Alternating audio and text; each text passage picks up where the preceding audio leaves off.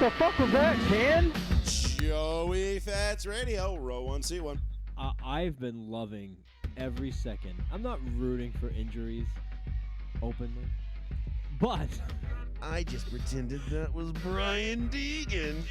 I'm so fucking pumped. I'll be like, yeah, bitch, fuck I will do that. I'm gonna find him on LinkedIn and be like, "Did you punch a kid in the face? Tell me the truth."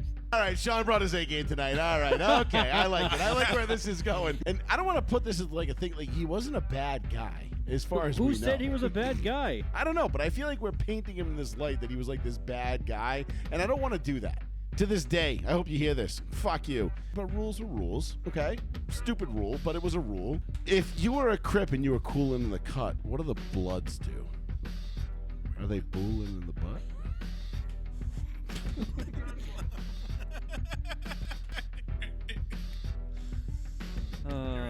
Yep. Also, we are extremely juvenile, and yeah, whatever. Fuck you. All right. You fucking smacked me in the ass, you dumb fuck.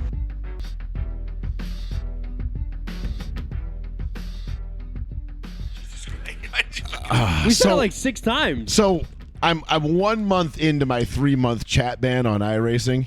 Oh, You're still in that goddamn chat ban? Yeah, 3 months, 90 days, dude. bro, this shit's whack. I felt like It every was- time we talk about this, I tell you, you're still in that chat ban, and it feels like it should be over by now. You would think so. You would assume so, but it's not. Y'all NASCAR people are nuts. Listen, man, we go fast and turn left. All right, we do it better than anybody.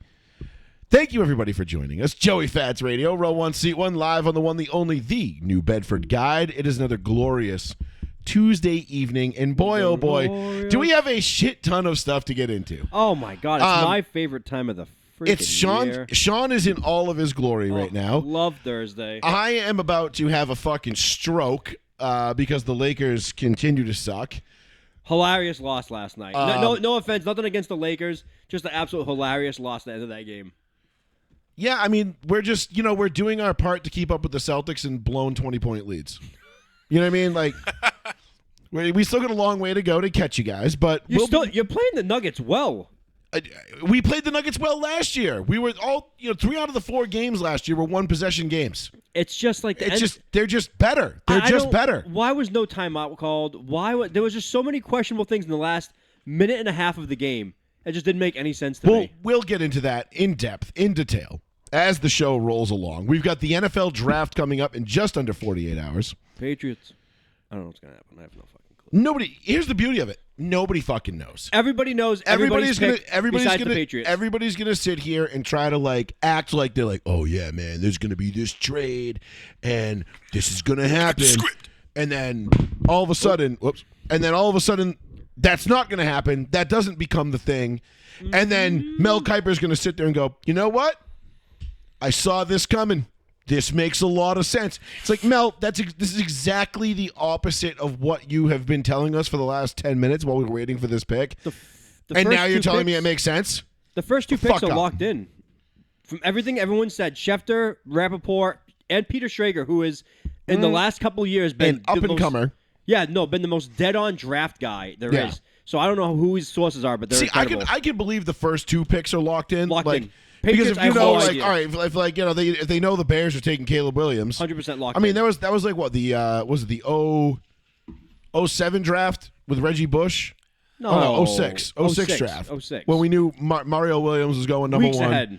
and then we knew Reggie Bush where he was going, and everything, and it was kind of ruined it. And then the NFL's like, yeah, no more of that. Yeah, like you're not signing the contract before the draft because you're killing our fucking ratings. Well, and that was before they even did the prime time thing with the draft. That was just Saturday, Sunday. It'd start at middle of the day on Saturday. No, that used to be when it used to be on just Sunday.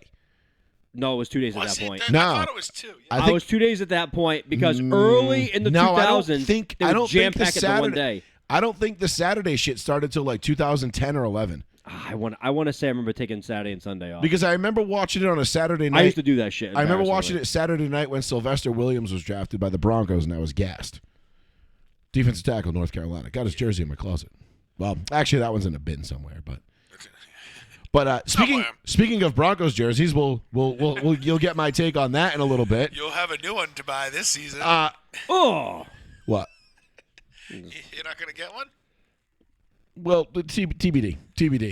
Yeah, there is no way Joseph is buying a Zach Wilson jersey. I might, because you know No. what? Zach Wilson might be my favorite player on the Broncos right now. How That's can a he not lie. be? How Patrick funny? Surtain is your favorite player on the Broncos. That's a good point, actually. Facts. How many touchdowns did Russell Wilson? Yeah, I, I, I, that's I a have lie. such a soft spot for corners anyway. Corner's my favorite position. Safety. He's a dog out And there. then corner. But yeah, he's a beast. But yeah, he might be. Zach Wilson might be my second favorite player on the Broncos. Right His now. mom is now a Denver Bronco. Above or below 26 touchdowns for Zach Wilson next year? Below. less than? Below. I'm going to say below because I don't think he's going to get the starting job. I think. Okay, Whoever, I think. okay. I still think they're going. Quarterback tomorrow on Thursday night. What pick are you? 11? Right now, 11. Oh, you might get penis. The mighty Penix Laser. I don't know. I mean, I love all the speculation of who's going to trade and make this and dump stuff. It's like, because there's some funny shit. You know what I mean? You hear some crazy Listen, ass I would shit. love to tell you about it. We'll dive into that in a little bit. We'll get into that as the show goes on. We'll get into Talladega was a great race. Dang a bitch. It was Dega bitch. We got some cool videos for you for that. We'll go over my bets. Fucking once again, man. One of the guys I pick comes in second. Out of 10 races so far this year, I've picked 3 winners, and I want to say 4 times I've had a guy finish runner-up. You always pick the bridesmaid, never the bride. Well, listen, I know at Atlanta we were 0.007 seconds away from hitting the first 2 races of the year. That would have put me at 4 out of 10. Okay. And then Sunday, I should have been. We should be batting 500 right now in the season. All things considered. So. I hope. It's just like, so close. Now, the good news is I'm still playing with house money. So we're still up on the year. That's the big thing. But Dega's a wild card, man. Shit goes crazy at Dega. You just don't know what's going to happen at Talladega, and that's why you have to watch the end. Like, you can watch the whole race, and then shit will just go absolutely sideways at the end. Facts. And NASCAR's got some issues they got to iron out with the super speedways now because Daytona, Atlanta, Talladega, we've had 3 super speedways, all plate races so far this year, and they've all suffered from the same problem, which is a fuel saving issue. Even though they're on plates though? Yeah. What do they call them now? What are they something they call them like a something spacer. Yeah, it's not a plate anymore, It's obviously. not they don't call it a restrictor plate. It's like a manifold spacer or something. It's like you could just say restrictor plate. Are speedways, like the super speedways, still just as good with the new points, with the new stages and all that as like the They're short better. tracks? It's better that way? Oh, the super speedways are the best. What about the short tracks? Short tracks? The new Gen 7 car, they've got an issue. But I'm saying, like, with the way that they race now and stuff like that, with like the stages and shit like that, tracks are stages better have been now. around for like a decade. I know. Well, that's what I'm saying. It's been 10 years. So you got I some like good stage solvable data. racing. Like, I think stage racing is great. yeah, I think it was a great addition to the sport. yeah, something that finally worked out in someone's favor, like a new addition. You know what Yeah, well, it works because if you win a stage, you get a championship point. You get a point towards your championship standings at the end of the year. I mean? Towards your run, right? So even if you go winless through the first 26 races, Which is good because you can still hypothetically make the top 16 and get into the chase. well, that's good because like with like other racing, like motocross, for example, like consistency is king. You know what I'm saying? Yeah, that's how it used to be. You can come in second place all fucking year and win a fucking championship. Right. You know what You don't I'm have to saying? win. You don't have to win a single You race. don't have to win a single one. But if could you be run runner-up every week, you could potentially win a championship. yeah. I mean, Most go points. back to what was it 1993 when Rusty Wallace won 10 races, and I think Dale Earnhardt won 2 or 3. Yeah. And Dale Earnhardt won the championship.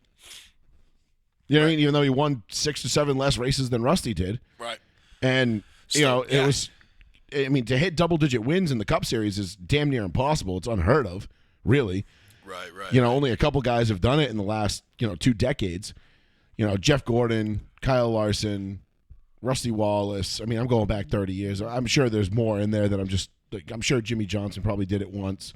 Mark Martin bumping Gucci Mane in his headphones. Mark Martin never won double-digit races. No, Mark Martin, I think he was one of those guys. He might win 1, maybe 2 a year. I just thought that was a fucking funny ass fucking interview. Yeah, that he saw the when you other see day. like 70-something-year-old Mark Martin talking about how Gucci Mane is his favorite rapper. Right. Awful. No, but it was funny because like he's not just saying that. He was talking like how he raps like post like prison bid and shit like that, and I was just like, oh, so he's like a fan. Yeah, he's like into it. Like a huge Gucci Mane fan. I just thought it was mad funny. I was like, wow, I've he, never like, heard really anybody knows anybody ever say I'm a Gucci Mane fan. He's the listen. If you had I don't if you know. had Mark Martin as Gucci Mane's #1 fan on your bingo card, if you will, congratulations to you. Which I guess apparently he's That would alluded be- to in the past. Like this isn't the first time he's brought it up, but this one's making the rounds. That's a plus 10,000 bet. Yeah, plus 10,000. Bro, I wouldn't even assume. I would just assume Mark Martin doesn't even know what rap is. Like, Yeah, or I hip-hop. wouldn't Like, have fucking thought that. First of all, he's old. Like he's older. How old is Mark Martin? He's gonna be pushing 70. 70s? What? Yeah. He's got to be pushing 70. All right, hold on. That makes the all right. 10,000 to 1 odds is even more insane. I would have said 65. He's 65. that's still up there. I never would have pushing guessed he 70. was that's He was born in 59. Wow, he's 5'6". He's short. Yeah, Mark Martin was. But yo, he's ripped. He was straight ripped. Is at he? 65 too. Yeah, Mark Martin was like he was like a bodybuilder while he was doing NASCAR. He did like bodybuilding stuff. Like he was like Wouldn't that hurt? he was yoked his as times? fuck. Huh? Wouldn't that hurt his times? No. Why would it hurt his times? Because he was heavier. No, you weigh the car with the driver in it, you dummy. All the cars It's like got, you're talking to me like I fucking I'm a Nick car all expert. the cars. Well, when you go through pre-race inspection, you weigh the car with the driver in it, and the car is going to equal 30. Every car has to be 3,600 pounds Okay. with the driver in it. So me at 300, I don't add any weights into my car to keep the weight. You know what I mean? I don't add anything to Me my and you car. were throwing a couple 45-pound plates. In Yeah. there, Yeah, you know what I- I'm saying? Like, Wait, didn't somebody? Who did I see cheat one time? Was it Earnhardt? He would like use his foot to like lift up the car.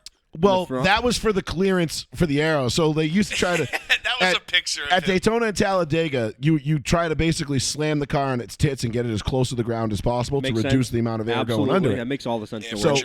air drag. So you're getting less aero drag.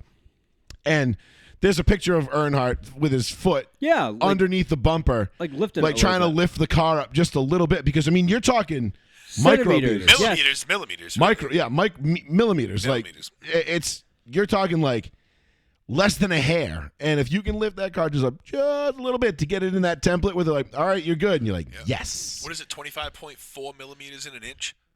Something like that. So if you need just a couple millimeters, if you can lift just a little bit. And Take a little bit of pressure off of it. How many millimeters? You know? That's like some because scene out of like Gone in 60 Seconds where he's like, everybody check inside the car, let him rev it. He's pushing it up with his hand. Dude, Ah, I- 25.4. I was right. I watched Gone in 60 Seconds this Thank weekend. you, Bike School Shop. Did you Math. really? Yeah, it's been on TV a bunch lately. What, Gone in 60? Yeah. I've seen a couple of those around, like that. Those movies playing. When they do Great that, movie. they do that, I feel like someone died and I missed it. See, like they were doing it. What was the guy because Varsity Blues came on right after it. So what was the guy that was in Varsity Blues and Gone in 60 Seconds? You know exactly who I'm talking about. I'm trying to think. He's one of the young kids. Yeah, You're James Caan's son. James Caan. No, his son. No, James Caan. James Caan was James a kid. Caan is an old guy. Oh yeah, maybe James Caan's That's James son. Caan's son. Isn't Come he on. James Caan too? Like, isn't that his name? Nah. You're definitely right though with the last Scott name. Kahn. Scott Yeah, Caan. Caan. Yeah, James Caan. He has a son. Yeah, Oh, he's he has the young 3 kid, yeah. sons. Scott Caan. Scott, But Scott Alex, Caan and is Jacob. is in the movie. Is in the movie. Yeah, Yeah. he's also in like Deep Blue and shit with Paul Walker. Yeah. Because if you remember, Paul Walker was also in Varsity Blues. Fuck. It's So crazy. which led me down this rabbit hole because I remember I'm watching Varsity. So Varsity Blues came on right after Gone in 60 Seconds, and I was in that downtime between like the pre-race hadn't started for Dega yet, but we were up. Me and my wife went up. We got up Sunday morning, went to the gym, did our shopping, and like we were home by 11:50, which is super early for us to like be outdone everything at home. Yeah. Like usually we're just getting going around like 9:30, 10. Like we like to sleep in on Sundays because I work, she works, and we like to not set an alarm and just get up and go when we wake up. Facts. But for this particular Sunday, we woke up early. Probably me because I had a little extra, I could feel a little extra adrenaline and testosterone in my some veins juice because in my plums. it was Dega. I was like, I could feel it in my plums. I gotta buy that sweatshirt. Let the boy watch. So we got up. We were home by like 11:50, and I'm like just trying to like kill time, like waiting for Talladega to start. And Varsity Blues comes on right after Gone in 60 Seconds. Yeah. And I'm watching like the opening scene of it. And listen, I hated Varsity Blues from the day it came out. I know. Okay, this is not a new. I've seen it. not a hot take for me. I'm not in love with it. I think it fucking sucks. I think it's a terrible movie. Never seen it. the only reason I like Varsity Blues is because it basically gave us Not Another Teen movie. Oh yeah. I don't want your life. Yeah. I don't even know what that movie is. I don't even know if that's in the movie. It I just is. remember That's that James. movie. That's Yeah, I know. James Vanderbeek, Dawson's Creek. Vanderbeek. Yeah, James Vanderbeek. But I remember that line from Not Another Teen movie. Not Blues. And I know you would, Reggie Ray. Yeah, like, you know, with the pig and shit, and like, dude, the coach. and it was so fucking bad. It was such a terrible movie, and it had a pretty all-star cast at the time, like Paul Walker, James Vanderbeek, Scott Kahn. The coach was what was the coach's name? The actor that was the head coach In Varsity Blues? Yeah. I don't fucking Look know, it up, dude. you I'm dickhead. on. all right. Why do you have a computer in front of you? For fuck's sake, the fuck? Oh, now I actually can see it. John Voight. Yeah, John Voight. John Voight was the coach. I Yeah. don't remember that. And then you got like, you know, what was Reggie Ray? It's not Reggie Ray. What's his name in the movie? Oh, hold on. Where's this fat? I'm looking at Where the is cast right now. Oh no, is he not? Is he thin now? Shit. Oh, Ron Lester, Billy Bob. Billy Bob. Ron That's what it was. Lester. Billy Bob. Billy Bob. So I'm watching it, and like, it was such a garbage movie. He is thin now, by the way. It was so bad. It wasn't a good movie, and it's not a knock necessarily on Varsity Blues, but football movies in general tend to suck. Except for like Friday Night Lights. Friday Night Lights, God, that movie still pisses me off. Necessary Roughness. What was the one with Booby Miles? Oh, that was Titans. I remember. Was that Booby Miles? No, that was Friday Night Lights. Was Booby Miles? That was Friday night. Remember right. remember the Titans. Those are about the only 3 football movies that I can name off the top of my head Brian's song. that were really good. Other than that, like Rudy. Rudy was fucking bad as fuck, dude. but Come Rudy on, was man. Rudy even a football movie though? I didn't like Rudy. You remember that fucking song? Yeah, I know the fucking song. Who This shit doesn't? gives me goosebumps. I still think of it. I didn't But the get, like, fact all that you pumped up know for that movie. Rudy was like a completely fabricated story now, that like Joe Montana was like, yeah, I was on that team. That's not how it went at all. Like none of that happened. Who cares? I know, but It's a movie. but yeah. no, like, but the football portion of that movie sucked. Yeah. I literally, the build-up was for the last fucking 30 seconds of And the all movie. he did was run down on a fucking kickoff and cover it and make a tackle, and everybody was like, "Wah!" Like special teams.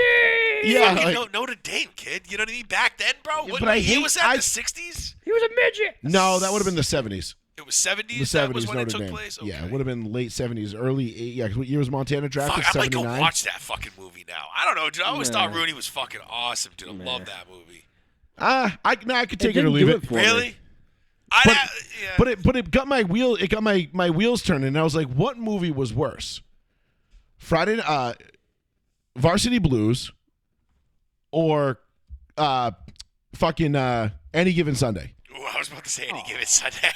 Dude, any given Sunday is like anybody that's never watched football thinking that's how football is. Yes, pretty much. Like Al Pacino, you want to win the game or what? And just screaming at his players. Yeah, like it just like he gives like this big speech and everybody's like, "Oh yeah," because I remember that was like a big thing. Guys would like listen to that speech like pre-game, you know, at, like in school and shit, and like guys and like dudes get all fired up over it, and I'm like, really?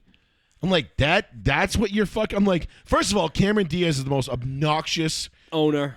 fucking female character maybe I've ever seen in any. And I love Cameron Diaz. Mm-hmm. Had a huge crush on her for years. Except in that She's movie. absolutely gorgeous. I fucking hated her in that movie. And I love her. Like, I love her in everything except that movie. Jamie Foxx, I fucking hated his character. They call it Willie. Al Willie Pacino, Beeman. I could not fucking stand Al Pacino as the coach. And I love Al Pacino. He's literally one of the greatest, maybe the greatest actor of all time. I couldn't stand. My biggest thing I couldn't stand was the team. The Dude, team it was so bad. The team. Everybody was. The Replacements was better. And that was a fucking comedy. That movie was Listen, fucking awesome. the replacement fucking Shane kicks ass. Falco, motherfucker. But like, see, like I don't count The Replacements as like a football movie because it's a comedy. Like That's 100% a football movie. Like Necessary Roughness, comedy. Longest Yard, comedy. Dude, you know what movie's underrated as a football movie? Little Giants. Little Giants. Little Okay, Giants there you go. is Little funny, Giants, yeah. great football movie. The Longest Yard. Hey, Bill. Yeah, Longest Yard. But there was a comedy. But those are all comedies. Throw me the ball. Anytime you have a serious football movie, dude, it absolutely time they fucking suck. sucks. It's fucking Brucey. And I don't know what one was worse, Varsity Blues or Any Given Sunday. It was a tough call for me. Listen, if you're gonna have to pick one of those two, time has not been comforting to Any Given Sunday. It had a great cast. It had all this hype. Wasn't the director like a big name director too? Well, yeah, I think Varsity Blues? No. Any Given Sunday. Wasn't the director like it was like a big name director? And I'm telling you, if you go back and watch that movie now, you're like, did anybody not watch football when they made this movie? It makes no sense. Guys were doing like steroids in their stomach. it was Oliver Stone. Dude. Oliver Stone. Yeah, it was Oliver. Yeah. Oliver Stone never watched football before in his life. Before making Dude, this like movie. every single play was like the biggest hits highlight reel of the decade. Oh yeah, And I'm like, guys getting clotheslined, dude, it was stabbed. just, it was so It's like it doesn't fucking happen. bad. It was NFL Blitz. He played NFL Blitz one time at the arcade. That's pretty much how it felt. Yes. So And terrible. it was so bad, dude. I hate that movie with an undying passion. I hate Varsity Blues. I don't watch football movies. I feel like, and the other thing is too with like football movies. You know what movie I really liked that we forgot? What? Invincible. I've never seen Invincible. I know the whole You story, would but I've never obviously- seen it. What movie is Mark that? the Vince Wahlberg. Papale He plays one. Vince Papale, The Eagles. and he's poor as fuck. True story. Literally has He's not. the walk-on, right? yes. Yes, That's the Philly. Yeah. That's Dude, what that movie's dude. called. Yeah, Invincible. dude. He was broke. He got fired from a bar he was working at. Yeah. He had no furniture. 70s movie again, He right? would just play pickup football with his No, friends. that was fairly recent. No. I'm saying It took takes place in the place 70s, in the yeah. 70s. Oh, yeah, Ain't that was like nobody the- fucking walking onto an No. NFL team now. Dick Maybe Vermeil. It was J.J. Dick Watt. Vermeil. That was Dick Vermeil's first year. it was Dick Vermeil, Ron Jaworski. Yeah. Eagles. Yeah, back in the day. Right. So dude- Way back when they used 80s, to like 80s. smoke blunts and drink beers at But halftime. and then like they had What year this, did they go to what year did they go to Super Bowl? 80 was it 82 when they wasn't went it and that year? Like the first year he got What in the about team? fucking Marshall? You ever seen that? You lost? got movie? Marshall? Yeah, do you like that? And the whole movie? team died in a plane crash? That was, no, I never that saw was that was Matthew McConaughey. That was super sad. That Like, had no replay value to me. So that To has me, no like football it movie does, value to it. but I've never seen at it. no point would I consider that a football movie Oh, because okay, it was more of like an inspirational, Like a tragedy movie. yes, Okay. and they happened to play football Okay. because the whole thing was just like everyone's dead. We got to figure this out, and everyone's just like crying and like everything's sad. Yeah, so that takes That- away from Yeah. like By the time they play the game, you're like, dude, they can lose the game 69-6. Like the we're fact they're just even out in the happy field. that yeah. I get you. That's kind of fucked, right? But what movie were we just talking about? The Vince Papale movie. I think I have it on Blu-ray. yeah, 70, I really enjoyed it. 74 to 78 basically was when he was there. And the whole story, if you don't know the Vince Papale story, the Eagles had this like huge thing where all the fans were like, this team is so dog shit, like any one of us could play. So Dick Vermeil was like, come on out. If you want to try out, come on out. And hundreds of people showed up. Most of the people couldn't even like pass like a 100-yard dash without like collapsing and falling over because it's a bunch of just fat guys drinking beer thinking they can be NFL athletes back in the 70s. Right. There was no Well, internet. That's what I was saying. I'm like, And- this And Vince Papale was just like keeping up with the teammates, with the guys that are on the Eagles, and he was just like gunning it, doing special teams drills, not getting gassed. Like I mean, he would get gassed eventually. Of course. But eventually, like they go through training camp, and he thinks he's getting cut in the office, and Dick Vermeil's like, "You're gonna keep the playbook," and he's like, "Holy shit, I made the team." He's like, "You're gonna be special teams for us," and it was just like the whole movie is like him on special teams, and like that's how it ends with him playing special teams. But that was his That's career. all he Like, did, yeah. He made it from being a literal bum, almost borderline homeless, to playing on an NFL team in like 2 months. And then when he retired from the NFL in 1978, he was still broke as fuck because they didn't get paid shit back then. right. That sucks, dude. But he was super popular, so he ended up being Yeah, like he probably parlayed it into something down the he road. was like a partial bar owner for a sports bar in Philadelphia. Yeah. And he was like a hero. He was right. He was a local hero. He probably never paid for a drink again. Right, No, and his no. bar probably blew the fuck up, and he was probably like swimming in, you know what I mean, at least a successful business owner. you Yeah. know? And being a special teams player, he was able to navigate away from the explosion fast enough where he wasn't injured at all. So the insurance money, Yeah, Jesus Christ. I yeah. don't know if that's a true story. I made Well, that up. I know just that facts wrote a I good one. forgot to start the Mixler feed, so the last like 10 minutes have been. How many listeners on there? Not No, right now. I Mixler- just started it. I just started, but whoever's listening on when they turn this on Spotify or Apple Podcasts tomorrow You'll morning, come in now. they're going to miss the whole section of the show that we just did about me basically shitting on football movies and saying that Yeah. Varsity Blues and Any Given Sunday are two of the worst movies, not only worst sports movies, but worst movies ever made, and Yep. they should be ashamed.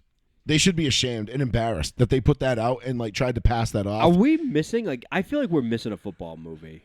Okay, but you're right. If we had to bottom out football movies, but like, I I'm looked up talking top like 10 ones, and literally, dude, you probably wouldn't recognize the top 3. what was the top 3 on that I list? gotta go back. Hold on. Well, don't Dude, I don't never pull even up a s- list and close it. What, Well, is, because what, we is your, weren't what is your computer star for RAM? You can't keep a tab open. You fucking lame. has anybody ever seen the program? I don't know. I've never seen that. Everybody keeps saying the program. Everybody I talk to says the program. I've never seen the it. program. It was 1993. I've never seen it. I actually hadn't even. I thought it was a TV series. But Oh, radio. We forgot radio. But nah, that's not really sports. Nah. That's football, but kind of. yeah, kind of. It's like Rudy. Waterboy. Fuck. Yeah, but comedy. That's a So, comedy. I'm not saying like listen because the best football movies, the best serious football movie is Friday Night Lights. This is Rotten Tomatoes. Oh God, here we go again. Okay. Hey, Jerry Maguire. Is this not the most? No, not a football movie. No, 100%. He's an it's agent. fucking up Yep. there, dude. So Not a football Show me movie. the money. 2011 Undefeated is number 1. What? No. Never heard of it. Don't know what Undefeated is. Who Never was heard in of that? I know the name of it, but I don't- James Earl it. Jones. Starring Bill Courtney. No idea. I don't know who the fuck Bill Courtney is. Heaven Can Wait. Nope. 1978. That's No. number 2. Fuck out of here. Go Tigers. No. Fuck outta here. 2001. That's a documentary. Okay. Jerry Maguire's number 4. Not a football movie. Sorry, no. Friday Night Lights 5. Bingo. Okay, Friday Night Lights. Remember the Titans. Safety number 6. Those are the only two good serious Have you football ever movies. seen number 2? No. I mean, you ever seen Safety? No. Me neither. 2020. It's a brand new one. 78%. Nope. Absolutely not, and I will never see it. You know why? Because I refuse. No, Rudy is number 7. Nah. And then American Underdog, which is what the Kurt Warner story, right? Isn't that what that is? That's a documentary, Documentary, though, isn't yup. it? Well, that's like a mock. It's a docudrama. Documentary. Dude. The Freshman, Where's Airbud? It has to be in there somewhere. 1925, bro. There has to be an Airbud What with a talk, dog catching a football. With play- it has movies to from be. movies from 1925, like what? They made Airbud playing Brian's tennis. song is 11. No. No. The Longest Yard, the 1974 one, is number Burt 13. Reynolds, okay, yeah, but Burt no. Reynolds, yup. And then Remember Oh the my Titans God. is number 16. My dad would kill How me. is Remember Titans 16? That's what I said. I'm like, that's one of the top 5 greatest fucking football Do you movies know? there is. I watch Fucking this. A, If bro. my dad was listening, my dad would be ashamed that I didn't remember this movie. Robin Williams and Kurt Russell, The Best of Times. That was a good fucking football movie. Never saw it. It's from like 1978, and it was like Robin Williams basically like fucks over his team. He's trying to like point shave and screw the team over, and he's on the team with Kurt Russell, and Kurt Russell's the quarterback, and Kurt Russell's out there getting fucking murdered. Sounds like Any Given Sunday. But Longest Yard. Invincible is number 17 after the Titans, and then it's Paterno. No. You want to know why this list is bullshit? Because The Blind Side even made it. Blindside was terrible. It was what a about- fucking Terrible. fiction. It Oh, was a bullshit movie. School Ties is another one. They barely play football in the movie, but like half the movie's based on the football team. So I guess you'd have to kind of like. I guess if you're gonna do this School list, Ties is 27. you're gonna have to like classify like what constitutes a football movie. Like 80 is it for Brady is 29. Fuck this list. Bye. Wow. Let's go to That's true, Entertainment. yeah, I know. We did Remember the Entertainment Titans. Weekly. This will probably be better. Oh my god, dude. 80 for Brady. It's on there. But that's why Rotten Tomatoes is absolute fucking Oh no, trash. Entertainment Weekly's trash too because I saw Remember the Titans at like 26 on this, and there's only 20. Why does everybody hate Remember the Titans? Number 1, Jerry Maguire. Bye. No, because they love Tom Cruise. You know why they like they hate Remember the Titans now? Because they were like, "Oh, you're white, I'm black." And vice versa. And it doesn't matter because we're going to join and make a great football team. Right. Can't have that shit, bro. No, it's gotta be divisive. Nope. No, Gotta you be know what? divisive. Fucking white devils, damn it. Was it Bill Burr Yep. that made the joke about Remember the Titans? Remember the Titans? He goes, I want you to know something about Remember the Titans. He goes, you think the movie's about like these young teenagers like looking beyond race? He goes, no. It's these fat Southerners who are so deeply racist Yeah. would put their racism aside just to see a football game won. And I was like, Bill Burr, man, like you make like such great points. It's But that's the hilarious. thing, like you in the South, like it didn't matter, like, and that's there is a sect of truth to that. Like there is some truth to that because, Well, back especially then. back in the 60s, 70s, 80s, 90s, and probably even more recently than that, to a degree. But there was like when you watch Friday Night Lights, Yes. with Billy Bob Thornton and that whole thing, like, and Boobie Miles and that whole story, like, nobody gave a shit that Boobie Miles is black as long as he was producing on the field. Yep. But it was like, but wasn't there, or was it? Am I confusing? Remember the Titans when they didn't recognize the kid who was like a stud on the football team? Oh, that was Remember the Titans. And they're harassing him because he's black. Yes. And they're like, whoa, hold on, no, he's on the team, man. Like, you gotta chill. And they're like, you're lucky. And, and it's like, okay, like that shit's real. Like, yeah, okay, that happened. Like, but also, Jerry Jones will tell you it happened. Jerry Jones is the one doing it. He was the one doing it. He was back in my glory hole days.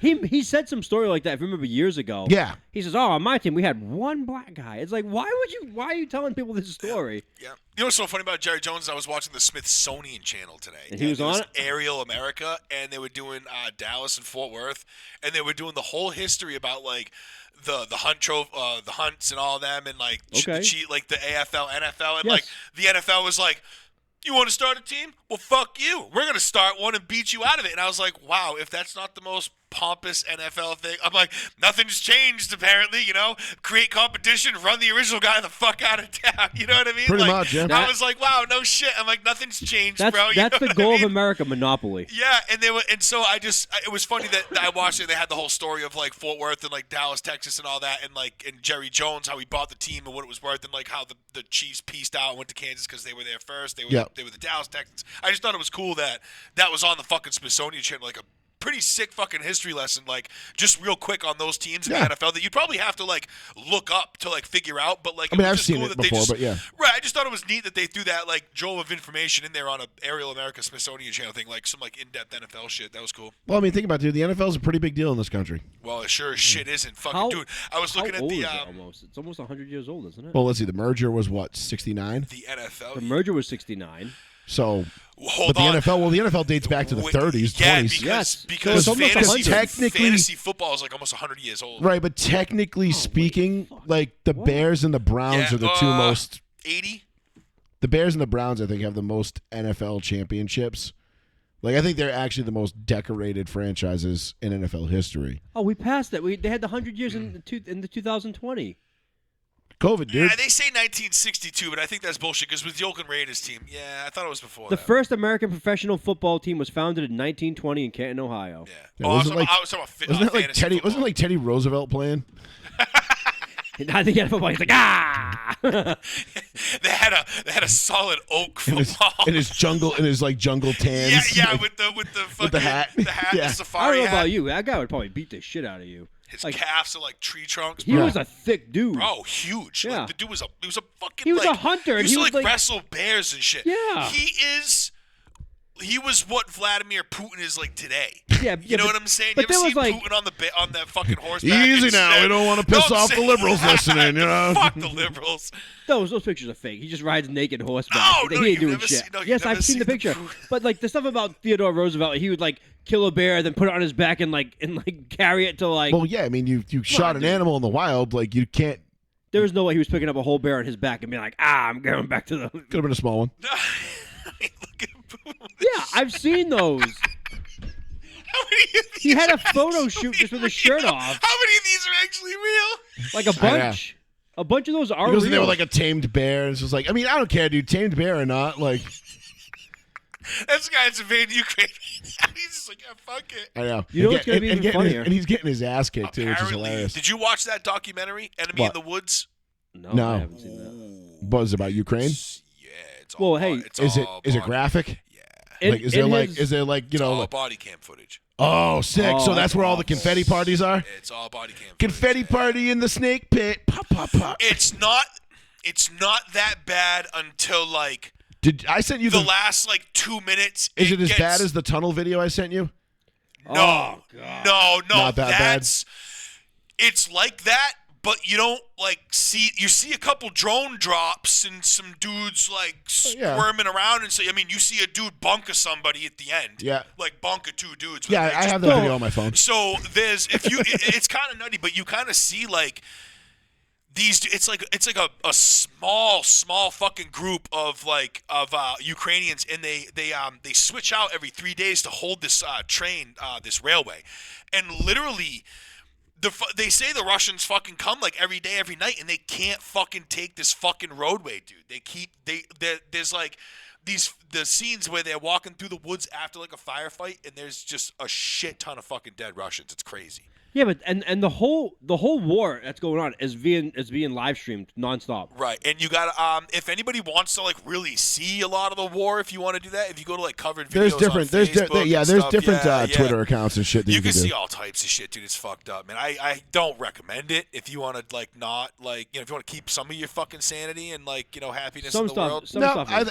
I think more people should see those videos because I think a lot of people think that like especially the people that think that like violence is the answer, and they're like, I'm ready for a civil war. You like, think you fucking? I can assure you, you are not, sir. I can assure you, you are not. I've never been to war, but I've talked to people who have, and I've seen the videos, and I can promise you, that is not something that is not a road you want to go down. I've shot a couple firearms, and I'm 1,000% sure I don't want to be on the other end of them. Any of them. Nope.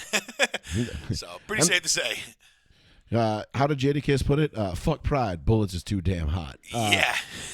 That's like people play too much. People play COD too much, and they're like, I could do this. Like, no, you couldn't. Well, the thing is like, dude, it's the drone war shit is. I've seen nuts, bro. When guys like looking at drones, they're like, please, like I surrender. Like they'll like give. I've seen tons because of they're shit. just they follow you. They're dead. They'll You're just dead. follow you, and they'll go like, all right, there they are, and then you see them. They just drop fucking like I don't know what kind of.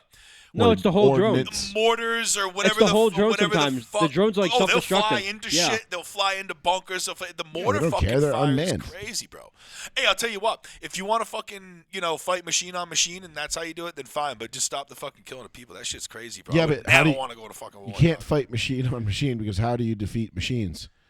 With more machines. We have more machines than you. Yeah, and then Skynet goes live, and then we're all cooked. Well, technically, the only reason the reason why World War III hasn't popped off yet is because we do have more machines. We're the only ones saying no.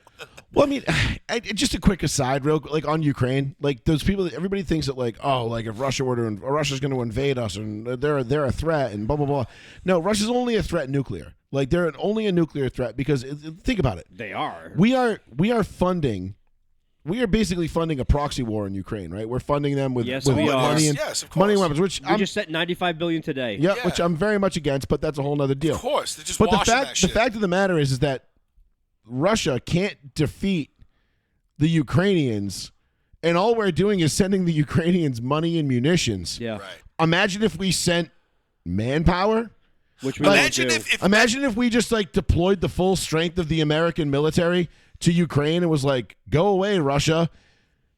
They'd be gone in 36 hours, yeah, but 48 hours. Putin could just be like, nuke. Like, he doesn't take a loss well. Yeah, but that's a mutually assured destruction. There's mutually assured destruction is a real thing. They launch, we launch, everybody dies, nobody wins. So yeah, do you want to take this L and live for another 100 years, or do you want to not at all? Well, Iran's kind of threatening to start like another fucking bullshit war too. But Iran can't. See, the thing with Iran says they don't have the funding. Someone they don't says have the money. They have one nuclear weapon or two. Can it launch? Probably not. Maybe. Okay, cool. They're not even as good as India, and you've seen India's fucking rocket launches. That shit's God. Actually, if Iran does launch, we're all fucked because no, they're not. It's going. They're probably gonna hit like the themselves. Congo. No, it's probably just gonna launch and make it like 10 feet off the ground and fucking blow. Yeah, or it just goes wildly off course and goes in the ocean and kills some random guy fucking fishing for tuna or something. But like, no, Iran can't fund. Iran doesn't have the funding for a war. Like even though we gave them, even though Obama hand delivered them $6 billion a couple years ago, and was like, "Here's your cash." And half the shit we left behind is probably there too. Don't use it to fund nuclear weapon research. You okay, promise? Pinky swear. All right, cool. Yeah, cool. They can have nuclear weapons, but they're nowhere near a nuclear superpower. Like they're not India or Pakistan. No. They're not France, Britain, us. Like whatever. We have one. We think we need like 2 Ohio class submarines, and we could wipe out pretty much the entire world. Well, we can destroy the world 300 times over with nukes. 2 Ohio-class submarines, I think, have like 24 tridents, and 1 trident holds like 8 warheads. Yeah. Oh, those trident things are fucking no joke. Yeah. And which one of our ships has a rail gun? A lot of them. I was like blown away when I saw that. Oh, no, rail guns, yeah, and laser beams. Believe it or not, high fucking Yes. frequency, high density laser beams are a thing. Listen, they bro. literally fucking shoot like drones out of the sky, like wings Well, and shit. we blow have up that hot. in Washington D.C. Yeah, anti fucking laser air beams. defense. There's one thing that I can go to sleep at night knowing We have a lot of technology. is that should anybody try to fuck with us as a country, they're not beating us, dude. Like the biggest navy in the world is the United States Navy. The second biggest navy in the world is the United States Coast Guard. Like, No, it's the Air Force. Actually- or no. oh, it's the Air Force. Yeah. Did the Air Force? The Air Force has a oust bigger the Coast Guard now? No. I'm sorry. We have the yeah. So it's one of them. The bottom line is like our Coast Guard is bigger than like France, Britain, and Spain's navies Yeah. combined. What Destry said was important too. He says these are the weapons they tell us they have. Exactly. Right. Exactly. You don't like I did not know this, but like, I was reading this book, and there was a lot of shit. And we'll get back to sports in a second. I Yeah, promise. sorry everybody. But- But this is important. This I is like real world military shit. talk. I love it because I was reading this It's- book called The it's Pentagon's scary. Brain. Yeah. And it was all about DARPA and the think tanks and everything else. And it starts off with the Manhattan Project and all this shit. And I think I've said this on the story before, but it was where they came up with how they discovered gamma rays, X-rays. Oh, the Incredible Hulk. They got one. Because when they were doing the Bikini Atoll tests with the nuclear bombs, You threw me off when you said one bikini. of the guys in the book, he forgot his goggles to be able to look at the blast safely. Oh, yeah. And it was like 110 feet down to the bunker they lived in to get down, then back up. And there was like 20 seconds before he realized he forgot them. So he sat down in front of the concrete wall and looked at the back of the bunker while his two guys that he was with stood up and watched. And when the bomb went off, he could see their skeletons perfectly silhouetted on the back of the concrete wall of the bunker. Something with this. And he was like, the fuck was that? Why was I able to see that? And then they figured it out, and they're like, oh, it gives off gamma rays. And they're like, X-rays. How do we control that? Boom. Now we can find broken bones. Cool. Neat. So that was one of the things. That was like one of those things. But like, I didn't realize like we had UAVs in Vietnam. Yes, we did. Like, I didn't know that. Like, Yeah, no, that I knew. UAVs have been around for a very long time. A long time. They've also been upgraded millions of times over. But I'm just saying, like, you didn't think, like, you thought Vietnam, you're like, yeah, we didn't have drones in Vietnam. You're like, yeah, we did. Yeah, didn't we have them in? I was to say, Desert Storm had drones and shit too, right? yeah, But of course they did. not to today's Not degree. where they could see. No. They saw But like back then, they were using. it was like a fucking ring camera. Yeah, but like the United States government has had whatever you have right now for technology, like cell phones. They've had like 20-something years. 50 ago. years. They've got it 50 years ago. Remember the fucking wireless phone charger? Ooh, put your phone on top of this pad Yeah. and it'll charge. The fucking military had that in Vietnam. Yeah. Yeah. Which is all right. Not to go down this fucking rabbit hole, but there's a theory that everything they're getting is alien technology. That they're like fucking like Right. because I don't even. Have you looked at the pyramids ever? Everybody knows that there's nothing in Area 51. It's actually No. it was all dispersed around the country to Yes, go it was, to of go course. like figure out. That was the original crash site, is what they were saying. Right. But they just evacuated it because they don't have people going. It was there. a weather balloon. Oh, okay. Yeah. Okay. Sure. You know what? Like, don't insult my intelligence, but at the same time, like we know there's shit out there, but don't try and like feed me that like, oh, there's shit out there to try and distract me from the bullshit that you do. Well, that's All right. exactly what they're trying to do. That's all it is, a ploy. So there is no way we're the only beings in the known universe. Not a chance. And then if we are, which one is scarier? Well, that's like the Neil deGrasse Tyson and what's Whatever's his out face? there is scary because No, whatever's they're- out there has visited us before, and we don't even know it exists. So the facts that like supposedly through a black hole there's also these like alternate universes, right? Every time Yes, you go through a yes. black hole, there's another. So there's infinite copies of each other. Infinite. I've heard this whole thing. We're I doing. love it. There's Yeah. another universe where we're sitting here doing the exact same fucking thing I actually saw a documentary on this. I think it's called Rick and Morty. Yeah, so pretty much, yeah. So what they say is when you die in this world, you just lose consciousness in this world and just regain it in a different one. Yeah. So they asked Neil deGrasse Tyson. He was like, "You ever see the movie The One with Jet Li?" I was like, "Get the fuck out of here! I can go and kill my other selves and make myself stronger." I know, right? That'd be sick. But they say like there's absolutely a billion% fact that there's Yes. other life in this fucking universe. Yes. It's just that the shit's so fucking big, and we're the retarded It's ones. too many Watch light South years Park. away. We're fucking stupid compared to probably everybody else. But if Baby you, Five McGee's ass. But the fucked up thing is if you look at like all the James Webb things and stuff, and like the things that they've found in the universe, like you can go like fucking look a couple light years in one direction, and you're still gonna find carbon. Yes. You're still gonna find like all the elements and things that we have here on Earth. So like there can't be like too much shit out there that like, you know. Right, but there's definitely something else out there. Like you can't accelerate anything with mass to the speed of light. It just can't happen. But just Black hole. Nah. It's still not the speed of light. Yeah, no. Nothing with mass. It devours. Black holes devour Oh, mass. you can Right. You can definitely accelerate mass to the speed of light. No, you can't. That's the thing. It's Yes, not. you can. No, you can't. Yeah, we just haven't figured it out yet. Maybe facts, but I'll tell you what, because that alien spaceship that was seen over Bridgewater all those years ago, thing definitely did not fly at fucking 700 miles an hour You can through accelerate space. something with mass close to the speed of light, but anything with mass, technically, as they say, cannot get as fast. Okay, as but the if speed you of can go like 1% below the speed of light, light, well, not even that, a fraction of that. Yeah, which like- is right. It's so super fast. 1/10 of a percent, Right. you're like, okay, well, If we're you can do that, basically at light speed. right. Yes, Yeah. it's possible. No, It is possible to accelerate massive objects to reach, or mass objects to even reach to exceed the speed of light. It is a working theory. And that's according to BigThink.com. And that's BigThink.com's a bunch of dumbasses because Neil Tyson deGrasse, whatever the fuck, says you can't yeah, do but it. Neil Tyson deGrasse is kind of a fucking asshole too. So And he's also an alleged rapist. But He's a rapist? Allegedly. Allegedly. What do you call it? accused rapist. Right? Do you need a I do. Are you going? Yeah, I gotta peek. You want to smack me up with Red Bull and Red Bull and the VV? Yeah. So supposedly no, because like It could take up to 11 months to accelerate an object to the speed of light. 11 months. Because they're constantly like right, because that's what the particle accelerators are and all that shit. The hadron accelerators, because there's like a bunch of them. There's a bunch of hadron, but I've always seen people in any like all these stupid space TikToks. Now Joe Rogan, right?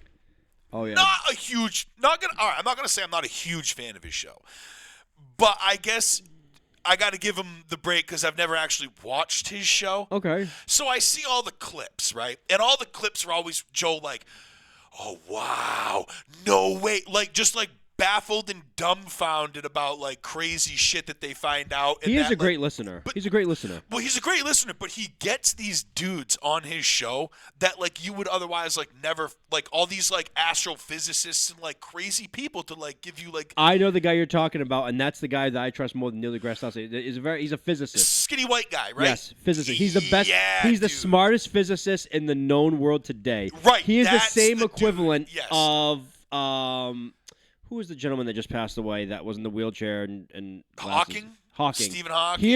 He is our current version of Stephen Hawking. Right. And he is so brilliant with it, and he's basically taking the work Hawking did and he's continuing it. Right. And that's why he's the first person that says he believes that we can go through a black hole and we won't like basically disintegrate. Because you get pulled and stretched apart. They say that you basically become.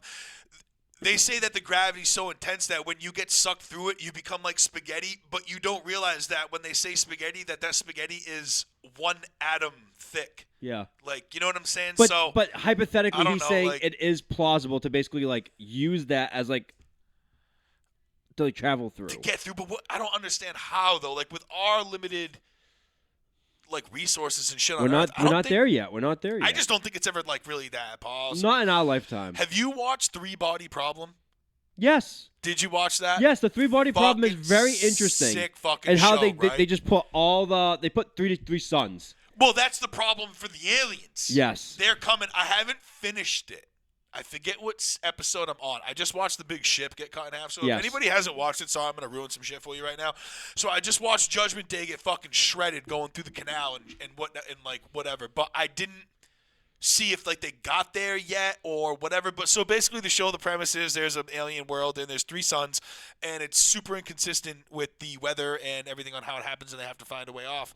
Well, because basically one of the suns perpetually shoots off another one, and then it takes a while, and then each sun basically takes a turn where at one point, if you think about it, on one of those worlds, the temperature basically gets to like 10,000 degrees, and then it gets as cold as like -500. Right, and they have no idea how to, there's nothing that they don't have any predictions or anything to tell them, any algorithms or whatever to tell them how many years of stability they're going to have. No, because eventually it's supernovas. Right, and the craziest thing is like when they say that the Earth world is going to be like Earth is going to be far more advanced by the time that they get there. So they sent those fucking computers.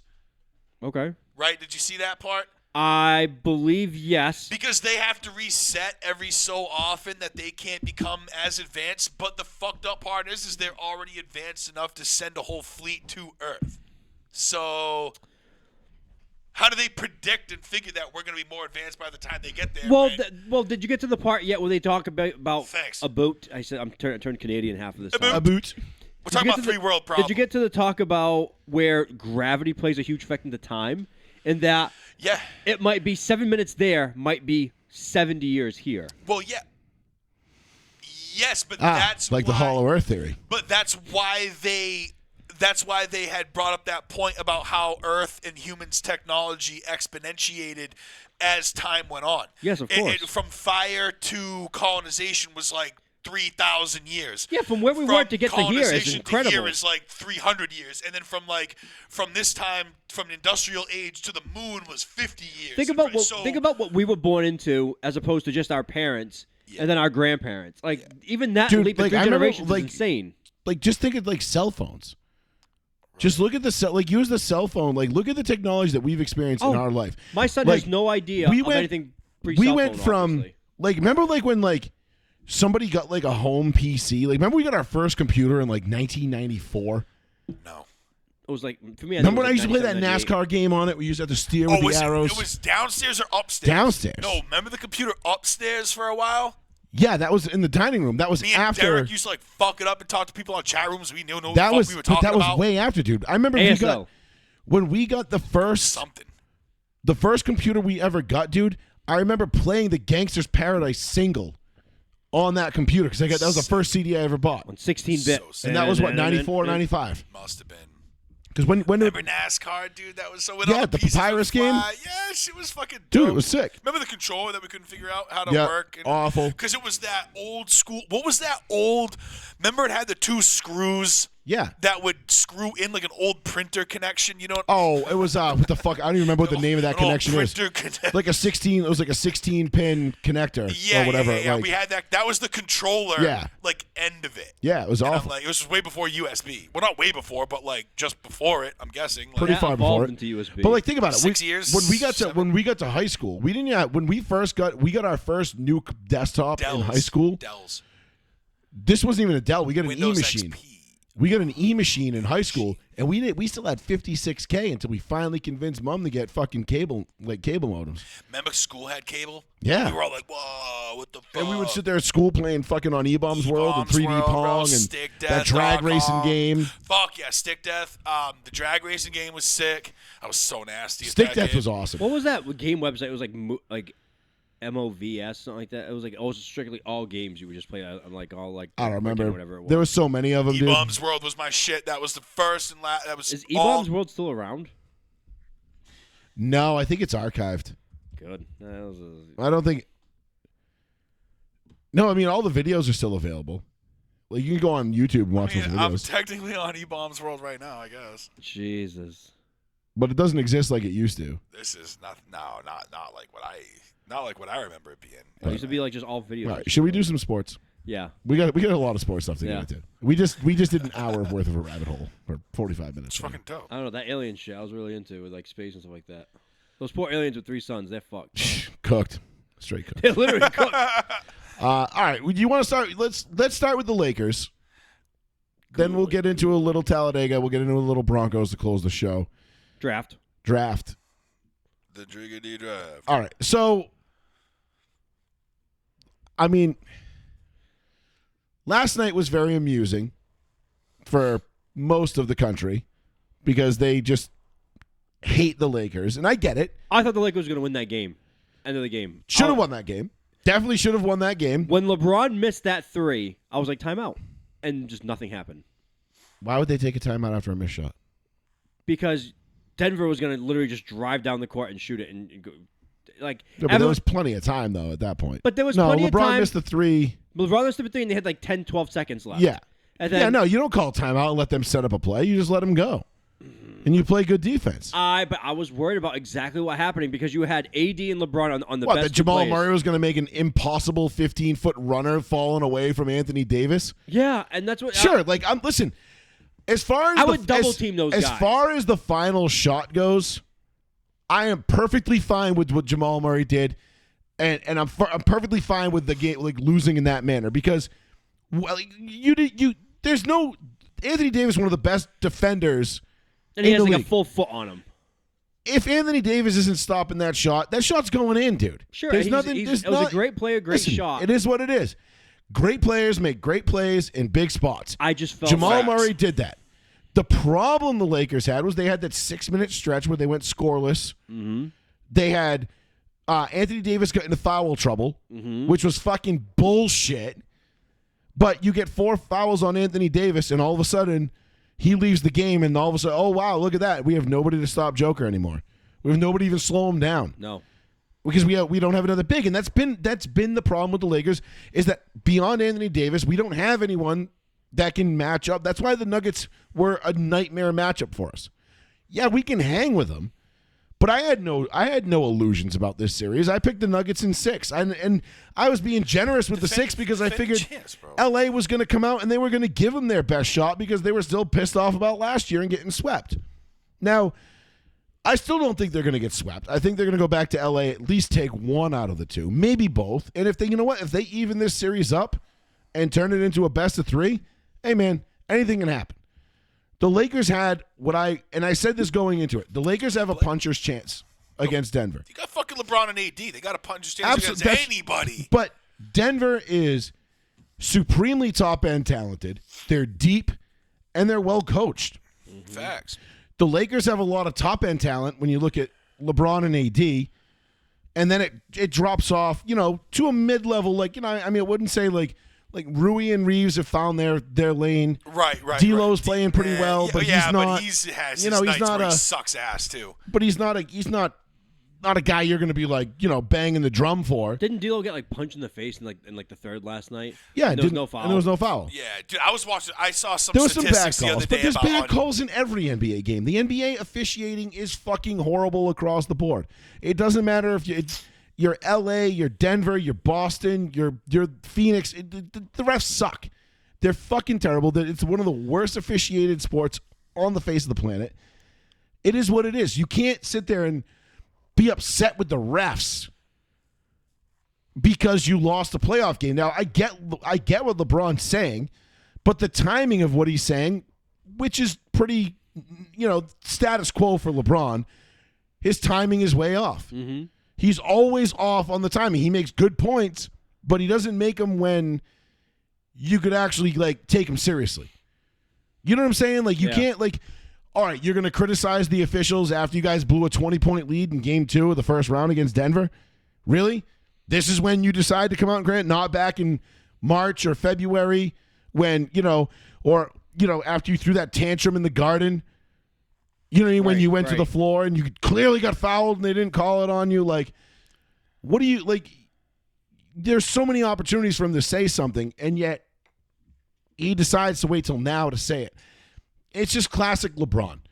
LeBron with the media and his complaints, they're always off timing. They're always just they land flat. And 99% of the country doesn't give a fuck because they hate him. Mm-hmm. So they're just whatever, you whiny crybaby. He could be making all the sense in the world. But if you say it after you blow a 20-point lead in a playoff game, no one's going to take you seriously. Right. So there was a problem there. The bottom line is, the Nuggets are just a better team than the Lakers. Absolutely. Overall, the Nuggets are the best team in the NBA. Whoever wins this series is winning the NBA Finals. Period. End of story. I mean, maybe not. But nope. Definitely. Probably not. But definitely. I mean, there's a possibility they don't. But I'm telling you right now, and we can fast forward 6 weeks, and I'll be right. Yeah. But if you think the Celtics are getting through the Nuggets, you're sadly mistaken. I didn't say that, but I'm just you guys. I like how he's doing you guys. There's a small chance they don't, because I know where you're fucking going. That's why, you asshole. You just fucking hate the Celtics, as you always do. No, I'm hating on the entire East because the East is trash. Yeah. You live on the East, motherfucker. Better get yeah. the that's goddamn why. program. That's why I know it's trash because I'm here and I see it every day. Say getting on the program. But- To get with the fucking program. You guys couldn't even beat the fucking Warriors 2 years ago. Like, how are you going to beat the Nuggets? The Nuggets are 10 times better than the Warriors. That's a different team. Hey, guy, we couldn't even beat one of the greatest teams in the past 10 years. Like, Wait a minute. on the fucking court. That might have been the worst championship Warriors team they've had. The worst championship Warriors. Out Damn. of the 4 they've won, that was the worst team they had. Damn, bro, you got the smallest smudge on your piece of platinum, dog. That, you know what I mean? Do you know? Like, Do you know what the Joey's? fuck? Just saying. Do you know Joey's background right now is the Lakers team for next year, where it's AD, LeBron, Steph Curry, Giannis, and just add a fifth guy of your choice. And Lillard's going with him because he's like, fuck the Bucks. Nah, I'm leaving we're too. fuck Lillard. We're keeping Austin Reeves. And it's Austin Reeves, the starting 5. He's like, yeah. Yeah. I'm the Which one of these is not like the others? No. But I said going into the playoffs when this matchup was cemented, whoever wins this series is winning the NBA Finals, because the only team that is going to have a shot at Denver is LA, because they have LeBron and AD. Nobody else has that kind of top-end talent, and nobody else can take Denver to the edge like that. Now, The Celtics have some good top-end talent. they've got some low-end, top-end talent. Man, I'm telling you, this, dude. This Celtics team is a good matchup for Denver. It really is. Who's Framingham? Should we take this? Framingham is. Sure. Let's see. It's Mark from Framingham. Joey Fats Radio. Oh, never mind. They hung up. Okay. Well, Call back. we weren't. Yeah, I was gonna say we weren't taking. We weren't going to take calls till the second hour, but it is the second hour. So He heard you say, "Motherfucker," you said what? And he's like calling in. the Celtics are good. The Celtics are going to do what they always do. They're going to have a fucking brain fart against a team they shouldn't have a brain fart against. I do worry about that. They're gonna fucking fold up mentally. You go, Meat Joe is a terrible coach. Oh, it was Pat. Tatum ain't that dude. Oh, it's Jalen Brown still can't go left. Like, you're not beating the Nuggets with that. I'm sorry. Nobody's beating the We'll Nuggets. just give it to You're not Howitz, and he'll just palm you're not even- you're- three at the three. I'll tell you right now, the Celtics aren't even beating the Lakers in We got seven. the white Steph Curry back there. We had no LeBron and AD, and we slapped you guys all over your own floor. Yeah, I think that's one of those teams. Sometimes the team just doesn't play. Yeah, we've seen that. But the Celtics are susceptible to that. We've also seen the Hawks come back from 30 and beat the Celtics too. So Dude, it's just like, the other night, the Heat came back. Like, yeah, I know. Like, you were saying, oh, the Heat quit in the second quarter. I'm like, they No. outscored the Heat. Like, when I came it was back like to the game, I was like, when it was fuck. like they No. outscored the Celtics like 35-23 in the fourth quarter. Like, No, it wasn't even close. Like, I watched the entire game, and that game wasn't close. I know they came within like 10 at one point. I think it was 8 or 7, but yeah. Yeah, but it was like quickly scored, went back They to 10. outscored the ever-loving shit out of the Celtics in the fourth quarter. Yeah, but the only reason why they did that because they benched all the starters in the fourth. No, they didn't. And then they brought a bunch of the guys back. No, they did. They didn't bench I everybody. watched the game. They didn't bench everybody. They was like they were rotating guys in and out. They didn't bench anybody. It's the playoffs. You don't bench anybody. Man, they That's were not how this goes. They were nonchalant about it. Like, And that's the problem. that is a problem. That's the problem with the Celtics. They But I get was never nonchalant. worried. What have I been saying all year? There is no team I've ever seen. Said the phone's off, by the way. With- Pat. No, it was working. He just called in. We just missed him. Just tell him to call back. Yeah, come and call back. No, I What watched do- that game, and like as soon as it got really like, all right, the Heat are down with a 10 in the fourth quarter again. Then all of a sudden, the whole starters came in, and then they obviously won by whatever it was, like fucking 18 or 20. I can't remember the final score. I think they won by 20. Yeah, but it was at no point was it ever like, oh shit, they're gonna lose this game. It always felt like they were in complete Right, control. but you don't want to go. You don't want to be in the playoffs getting outscored in the fourth quarter. No matter what, you don't want that to happen because you might be able to get you might be able to get by with that with the Jimmy Butler-less Miami Heat. The Tyler Herro-led Heat. You try that shit against Philly or the Knicks or the Bucks, like you're gonna get fucking smoked. Joey Fats Radio, row 1C1. Lakers fans are the dredges of society. My problem is, I'm less joking, but my problem with Durant and Fats is the same thing. It's like, yo, you see our purple and yellow shirts? We're the coolest ever. We're going to beat everyone. You guys are old. You're not the team you think you are. I think the Thunder are going to destroy the Lakers next year. Nuggets, Thunders. Not a chance. Grizzlies when they get healthy. I mean, the Lakers fans are the same thing. Yo, you see our jerseys and our shirts? We're mad cool. You guys don't watch basketball. The Lakers are done. But what you have to understand, Pat, is that we're the Durant, like, 5 Lakers. seconds. Oh God, We're the Lakers, bro. We're never done. That's why I've seen my team win 10 championships in my lifetime, and you've seen your team win 1. Are you gonna get Paul George? No. Fuck Pat, no. That ship sailed 4 years ago. Pat, did you hear what I said right before you called? No, we're gonna get Trae Young and another I'm on my big. cell phone, so I can either comment We or are. listen. No, that's okay. I said jokingly, I said Joey's background on the computer screen he's on right now is AD, LeBron James, Steph Curry, Giannis, and then I said add a fifth of your choice. And Joey was like, "Oh, it's gonna be Austin Reeves." And I was like, "Yeah, sure, throwing Austin Reeves in the starting 5." Oh man, the Thunder scare me for next year. I think the Thunder are gonna be really good for them. They have like a 5,000 first-round picks. Well, they were ass for a long time. I don't know. It's not I a mean, destination. It's not a destination. They did pretty well this year. SGA is nice. I like them, but they're a young team. They got a long way to go.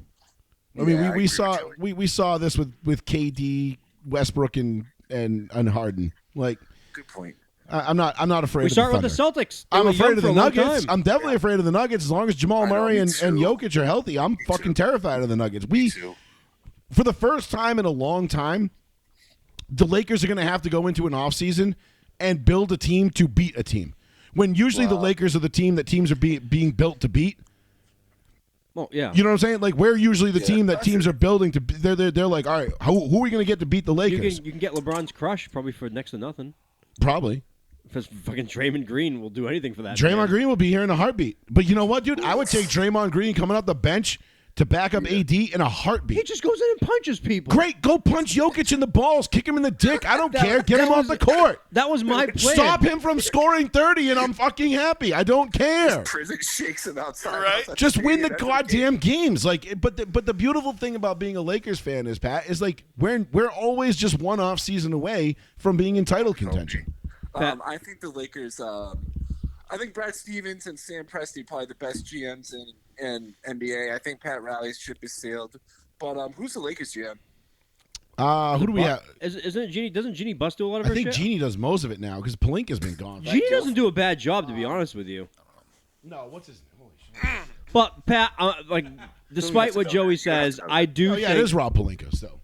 I do think the Celtics team would match up very well against Denver. Will the Celtics actually win anything? Who the fuck knows? No, they're not matching up against I'm Denver. worried about. I know everything about the Celtics, but one thing that scares me deep down, I can't lie to Fats here. I just worry about Joe Mazzulla. He's at our age, guys, and he's just so analytic driven. He's a non-nerdy looking Heim Bloom. He's Heim Bloom. Okay, no, I agree with that. He does make questionable decisions in which you're like, I think I would have done that differently. And if you're doing that at home, that says something about the coaching. And we just talked about it off air again, or not off air, right before you called. We said the Celtics have this tendency to fuck up when they shouldn't. They take their foot off the gas. I've never seen a team as talented as this that takes their foot off the gas and lets teams come back and puts themselves in these like where they got to snatch victory from the jaws of defeat situations all the time. Same thing We need Joey just Holiday said. Step up. Holiday's got to really be mature and step up for us. On Sunday, I watched that entire game. My daughter fell asleep on me. I watched the entire game. It was very relaxing. At no point did I think we were going to lose that game. But like Joey said, the Heat kept coming back. This is a depleted Heat team. All they have is Bam. They have nobody else, and they came back. Don't disrespect Tyler Herro like that. Herro was shit. He's the gonna whole make game. He's gonna make a great looking Laker someday too. Let's pretend we Maybe don't physically have, looking. Other than that, he's not playing well. Let's pretend none of us have a favorite team. It's kind of sad this year. No Jimmy Butler, no Giannis. It's kind of a really down year for the East. Joey is right. It It sucks. is. No, It does. really Like is. when you look at the Knicks and you're like, all right, like I get They Brunson. shouldn't be there. Brunson's an MVP candidate right now. He's probably third if you're being realistic about it in terms of like MVPs for the year. Yeah. But the Knicks, no Orange Julius.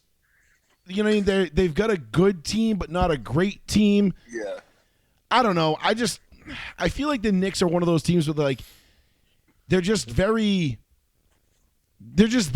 Like they're good, Yeah. but they're not good enough to win it. But they're good enough to fuck your day up. Like if you let them, they'll ruin your day. But they're not like, how do I put this? They're like the Titans in the early 2000s. Mm-hmm. They can beat you in the wild card round, but when you get to that AFC divisional round, they're going to fold up like a cheap suit. Like, they're going to go down swinging, but they're going to go down. Yeah, And you're right, Joey. 100%. that's where I look at the Knicks. Philly, kind of the same thing. Like, as good as, fucking Embiid is, Yeah. like, they need somebody else. I don't know. I just don't see it out of them.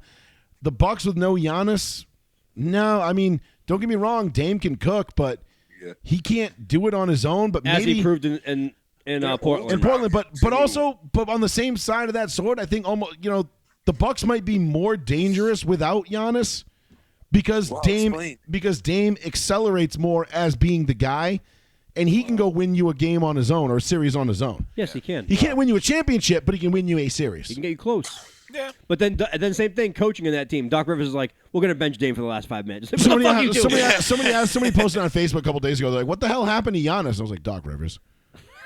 It had nothing to do with him, but because they're talking about his injury. You're not I was like, wrong. Doc Rivers. I mean, is Doc Rivers the worst coach ever?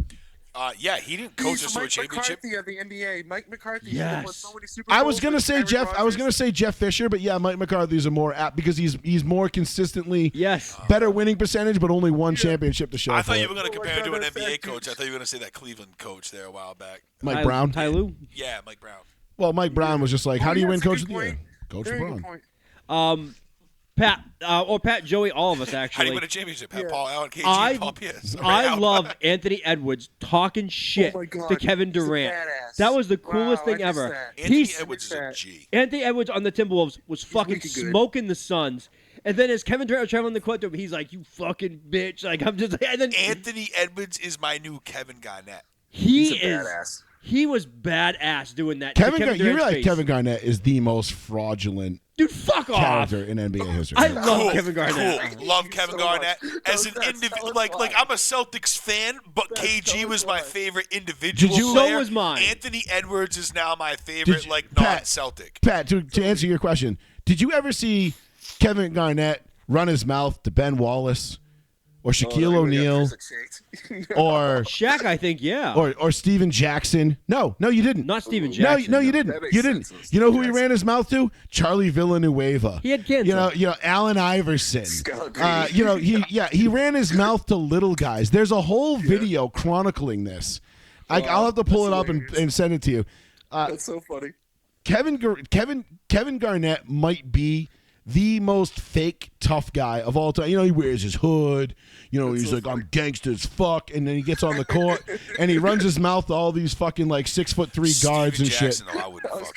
Caruso. No, and that's why Kevin Garnett never did I either. wouldn't fuck with Steven Jackson. That's one gangster motherfucker. Yeah, We saw the Malice in the Palace documentary. You don't fuck with Steven Jackson. no, you don't. I wouldn't mess with you. I don't want to see him at Miami nightclub afterwards. All right, I take it back. There was a KG and Shaq story, but it was Kevin Garnett talking shit to Shaq while they were on the Celtics together about how much of a bitch he is. Yeah, while they're on the same team. All right, so I was partially right, but not really. I didn't realize, not that it really matters, but I don't want to blow someone for their age, but I didn't realize Pat Riley was 79. He looks Bro. great. Maybe he should. I know he's It's the hair. 79, It's the I gotta hair. Give it to the guy. Black. It's blown and feathered. He gets You it. He gets think- it colored every day. What's up? Sorry. he looks like the perfect new movie villain. It's awesome. He's Al Pacino on any given Sunday. Pretty much, yeah. yeah. If you were gonna do like a document, like a movie about Pat Riley, like Al Pacino would be the only guy to play They're it. the same age. They're basically the same guy. Al Pacino maybe like 15 years ago, 20 years ago. Yeah, well, that's what I mean. No, sorry. Yeah, but yeah. they're both. I He's think- fucking But old as Pat Riley, think they're yeah, both dude, I mean, come 79. on. Pat Riley was coaching the Lakers when Larry Bird was still winning championships, dog. Yes. Wow. Yeah.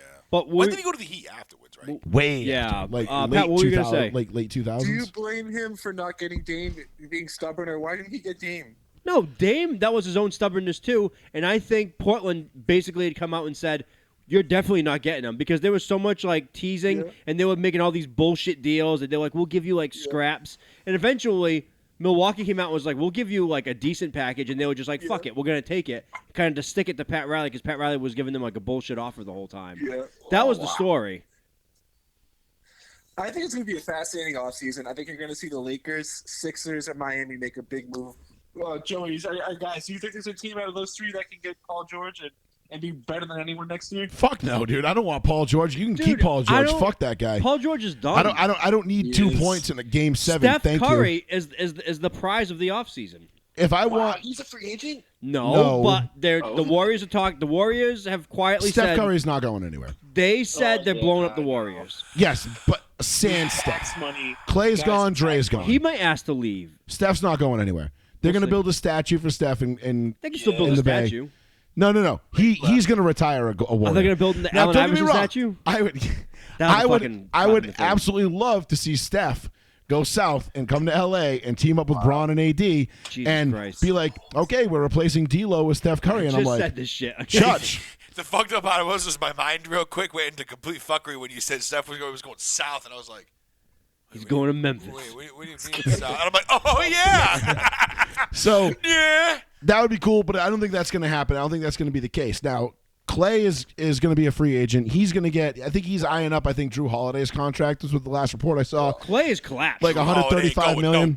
Yo, yeah. Somebody will pay him. He'll end up wants with like a team like Orlando or Charlotte or some bullshit. Yeah, it's stupid. Yeah. I don't know. I don't think no. Now that Cuban's gone, I don't.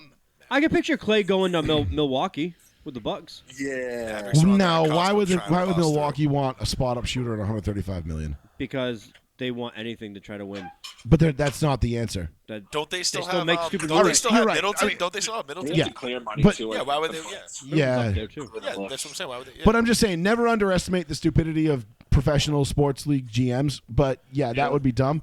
But no, I think the Lakers are going to get Trae Young because they've been linked to Trae Young now for the last 2 off seasons. Speaking of shit talkers, you like Trae Young just because he talks shit.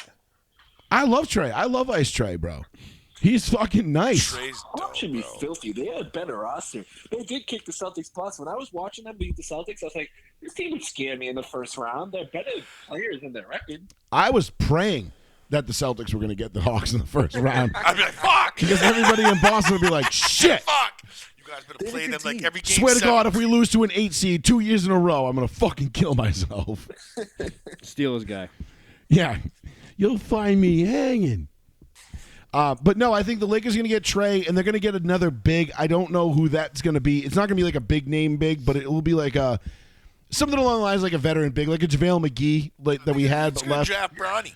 Nah, Brownie. and I think he's the not Lakers draftable. are going to reload and retool. Look, we're still missing Vanderbilt, who was a huge defensive presence for us last year. Killed it for us in the playoffs last year. That not having him has been supremely detrimental.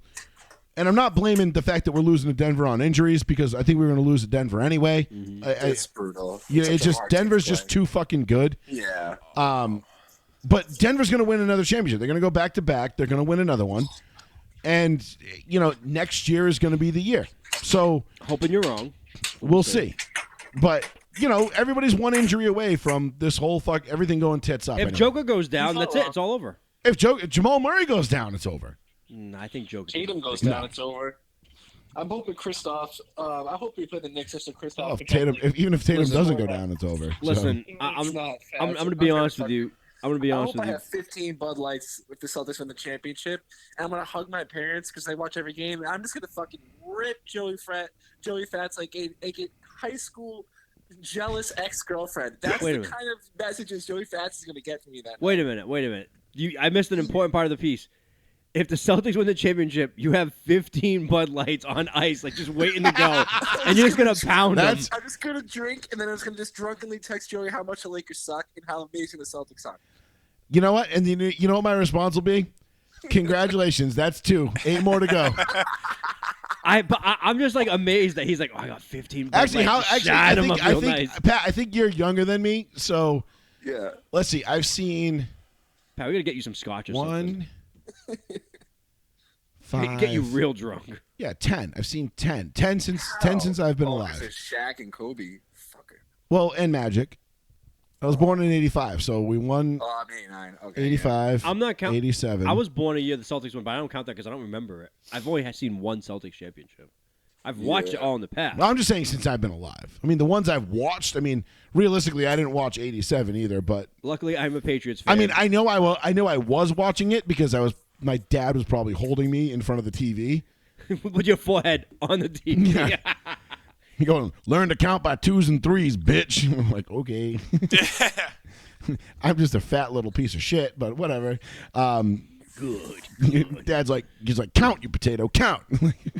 No, but it was 85, 7, 2, and then 5 with Shaq and Kobe. Jesus. 7 and then 7. and then bubble.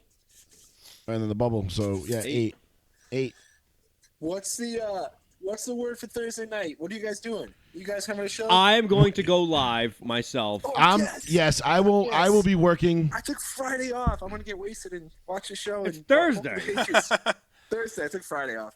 Yeah, he took Friday off from work. So he Oh, doesn't I have to was wake like, up. I'm not going live Friday in the fucking Right. second and third You mean round. he's gonna get hammered and watch you go live on Thursday night. He's just screaming. "Ah!" I love it. I don't know what we're gonna do. I am terrified of this. Fucking Jonathan Kraft. Yeah. I'm hoping to God that all of a sudden out of left field they draft Joe Alt, the tackle, and I'm like, no. The reason why I'm gonna be like Brady's coming back, and I'll take 2 nostalgia years of Brady, who could die at any moment on the field. Brady coming back to New England for this season would have to be like the I would play the Foo Fighters song. No, the announcement would have to be, it's like The Rock, like telling Cody Rhodes, "Get up, boy." Oh, And Mama then- Rhodes. And then there's the gong, and Brady's the Undertaker. He comes out with the lightning and stuff like that too. Yeah. I would be full in character. I'd be. If you guys ever seen Finding Nemo, the shrimp, whoa, just screaming in the audience.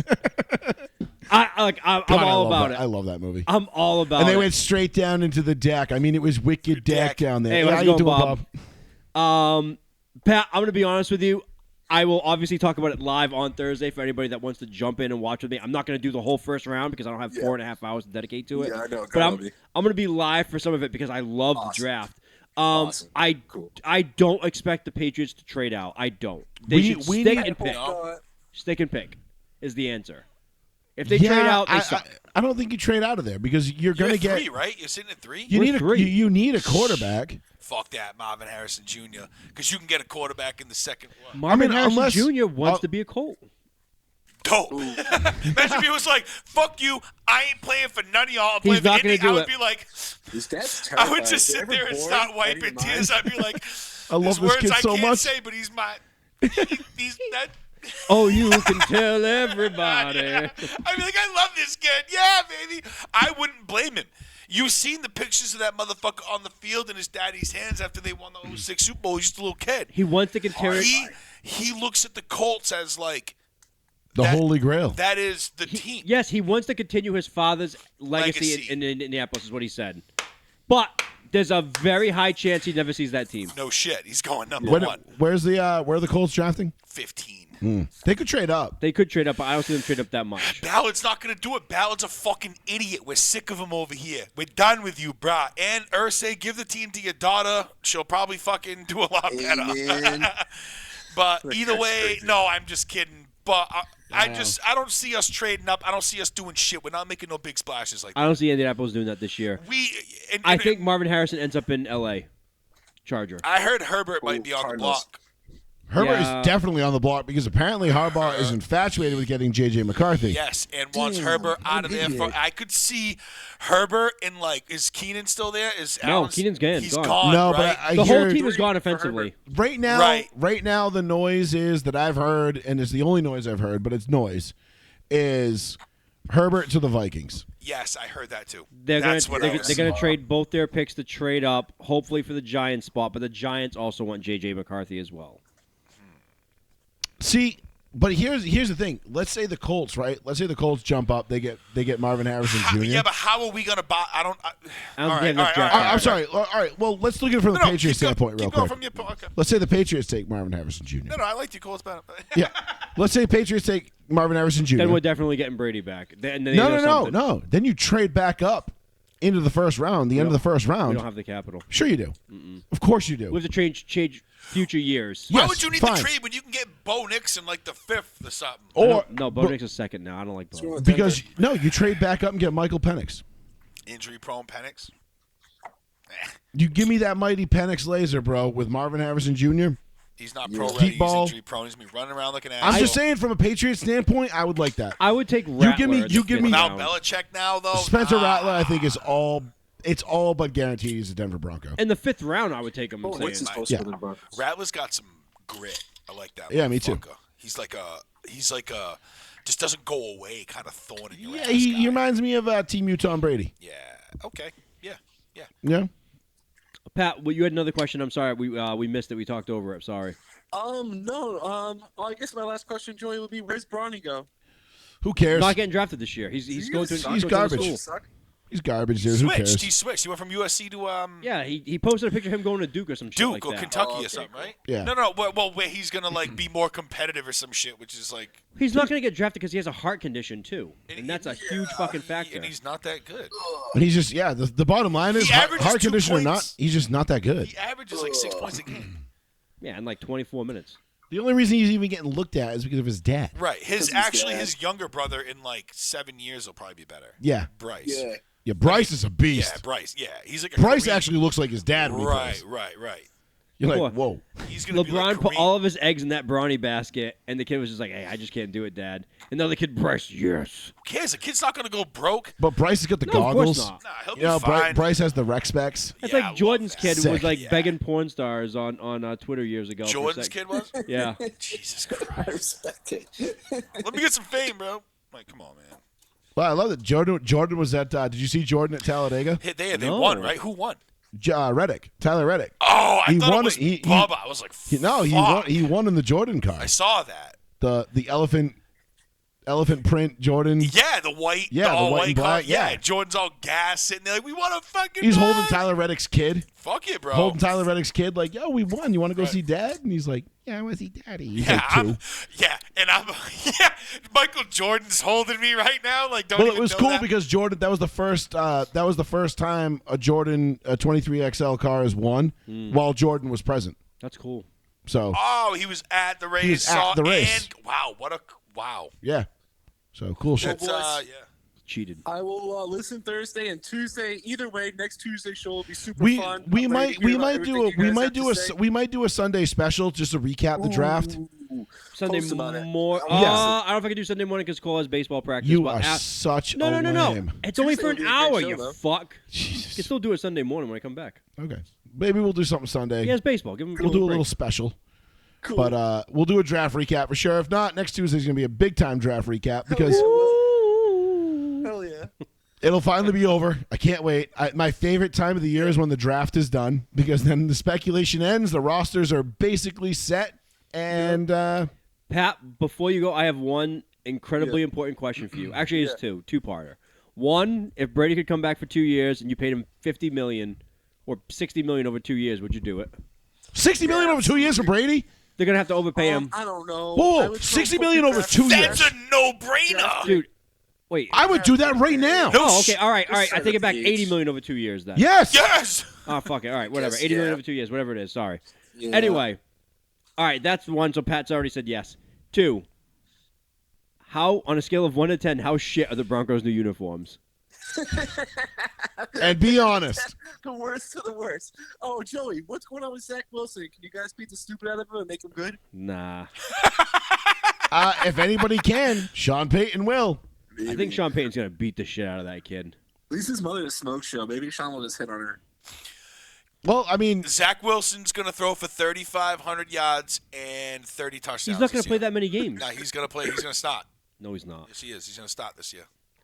I think it'll be like Bo next Dude, to him. I would- Who's going to start? Who's going to start? I would rather start Stidham. But over who's him. going to start? You really think so? No. no, Zach Wilson's Zach better than Wilson. Stidham. Zach Wilson. I don't know. He's got the starting job because whoever they draft, Joey, On paper, they're Joey, almost identical. unless they draft Bo Nix, Zach Wilson's starting. how many times have Facts. you watched Zach Wilson just be like, there's an open man right in the middle. I'm gonna fucking throw it into triple coverage, and he's like, what the fuck? well, because That's because the Jets he plays suck. with the fucking Yeah, shit Jets. Yeah. There are two places Yeah, everybody Garrett knows Wilson was quarterbacks wide go to open. die. Houston, New York, and Cleveland. Cleveland. If you get drafted by the Jets or the Chicago. Browns as a quarterback, you're completely fucked. Did you see the new Cleveland report? They said that Deshaun Watson's looking like his old self. Oh, I'm they're sure yeah, he they're is. gassed about him. I saw that too, and I'm like, you're just trying to reaffirm that your good decision is a good decision. That you Like, didn't, shut that the you didn't fuck flush up. $235 million straight down He's the going drain. back Still to- the fucking laughing stock of the NFL. You always will be. He's going back to massage parlors. That's what's happening. Yeah, They- pretty fucking much. clowns, bro. I hate the Browns. Pat, thanks for the call, bud. Appreciate it. Pat, I'll see you Thursday, dude.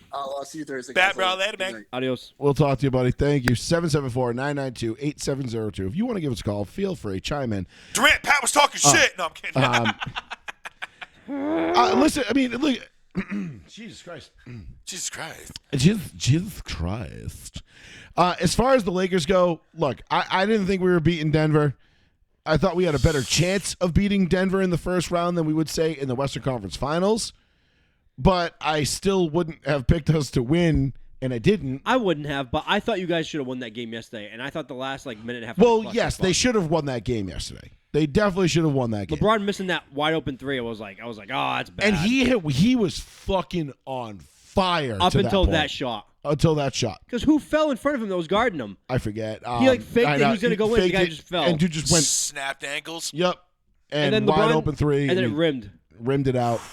I mean, he got halfway down and rimmed out. It wasn't like it was a bad miss or anything like that, but just like, damn. But no, LeBron was on fire. I mean, because you remember early in the fourth quarter when the Nuggets were like clawing back into it, and I think LeBron hit back-to-back threes, and one was like deep. And I was just like, 30 foot up. I'm like, oh my God, dude. I'm like, he's fucking unconscious right now. I'm like, we're going to win this game. And my race started, so I had to shut the game off. Like, I had it on behind me, but I couldn't watch it because it was behind me. I'm looking over there, and it's directly behind me. And I think it was like we were under caution like 15, 20 laps in. And I'm like, oh, let me check the score. I want to make sure we won. I'm like, fuck. I'm like, God damn it. How'd we lose this game? I'm like, whatever. So I finished my race. Then I look and I'm watching the highlights. And I'm like, son of a fucking bitch. That was a great. Listen, man. All the credit in the world. The Lakers fucked up. Yes. There were some things they should have done. Going scoreless for 6 minutes in I think the third quarter probably didn't help anything. But give the credit to Jamal Murray. Kid made an impossible fucking shot, falling away from Jamal the basket. Murray's nasty, Listen, bro. man, when you're a championship team and things are going like those shots are dropping, shit, you're just unstoppable. Like there's just those you look at him and you go, well, fuck, like nothing we could have done about that. Murray's like, a fucking Murray's a beast. Player, probably. He is, dude. Him and Jokic, without one or the other, they wouldn't have won last. Yeah, they're Batman and Robin. Like that's how it is. So. Fucking give Denver the credit where it's due, dude. Fuck like, yeah. You know what I mean? And I know Denver's got like this like little bitch syndrome when it comes to the Lakers because it's the first time in their like franchise history they've actually been able to beat the Lakers. We're people. And yeah, and it's cute. And it's cute because, like I follow a ton of Denver like beat writers and media and everything else. And they are just like this is their championship. Like they beat the Lakers. They probably don't give a shit if they win another series. Or at least that's the way they're acting. You know what I mean? So I know they care, like, you're going to win it. But, like, it's so funny because, like, they are so stoked to beat the Lakers. Mm-hmm. It's almost like, I'm almost embarrassed for them. I'm like, wow. Like, I get you guys are excited. But, like, also, like, you guys got one. They want to beat you LeBron. Got one. They want to beat LeBron. You got one. They got it. Yeah. But you got one. Like, yo, bro, we got 17. Like, calm down. Like, you're not even to the Warriors level yet. Like, and it's really cute. Like, the Warriors, like, they feel like they can talk shit. And their fans, they think they can talk shit. And it's like recent history. Like, okay, recent history. Warriors? But even still, recent history, what? You won 4. That's a lot to win. It's not even as many as Kobe won.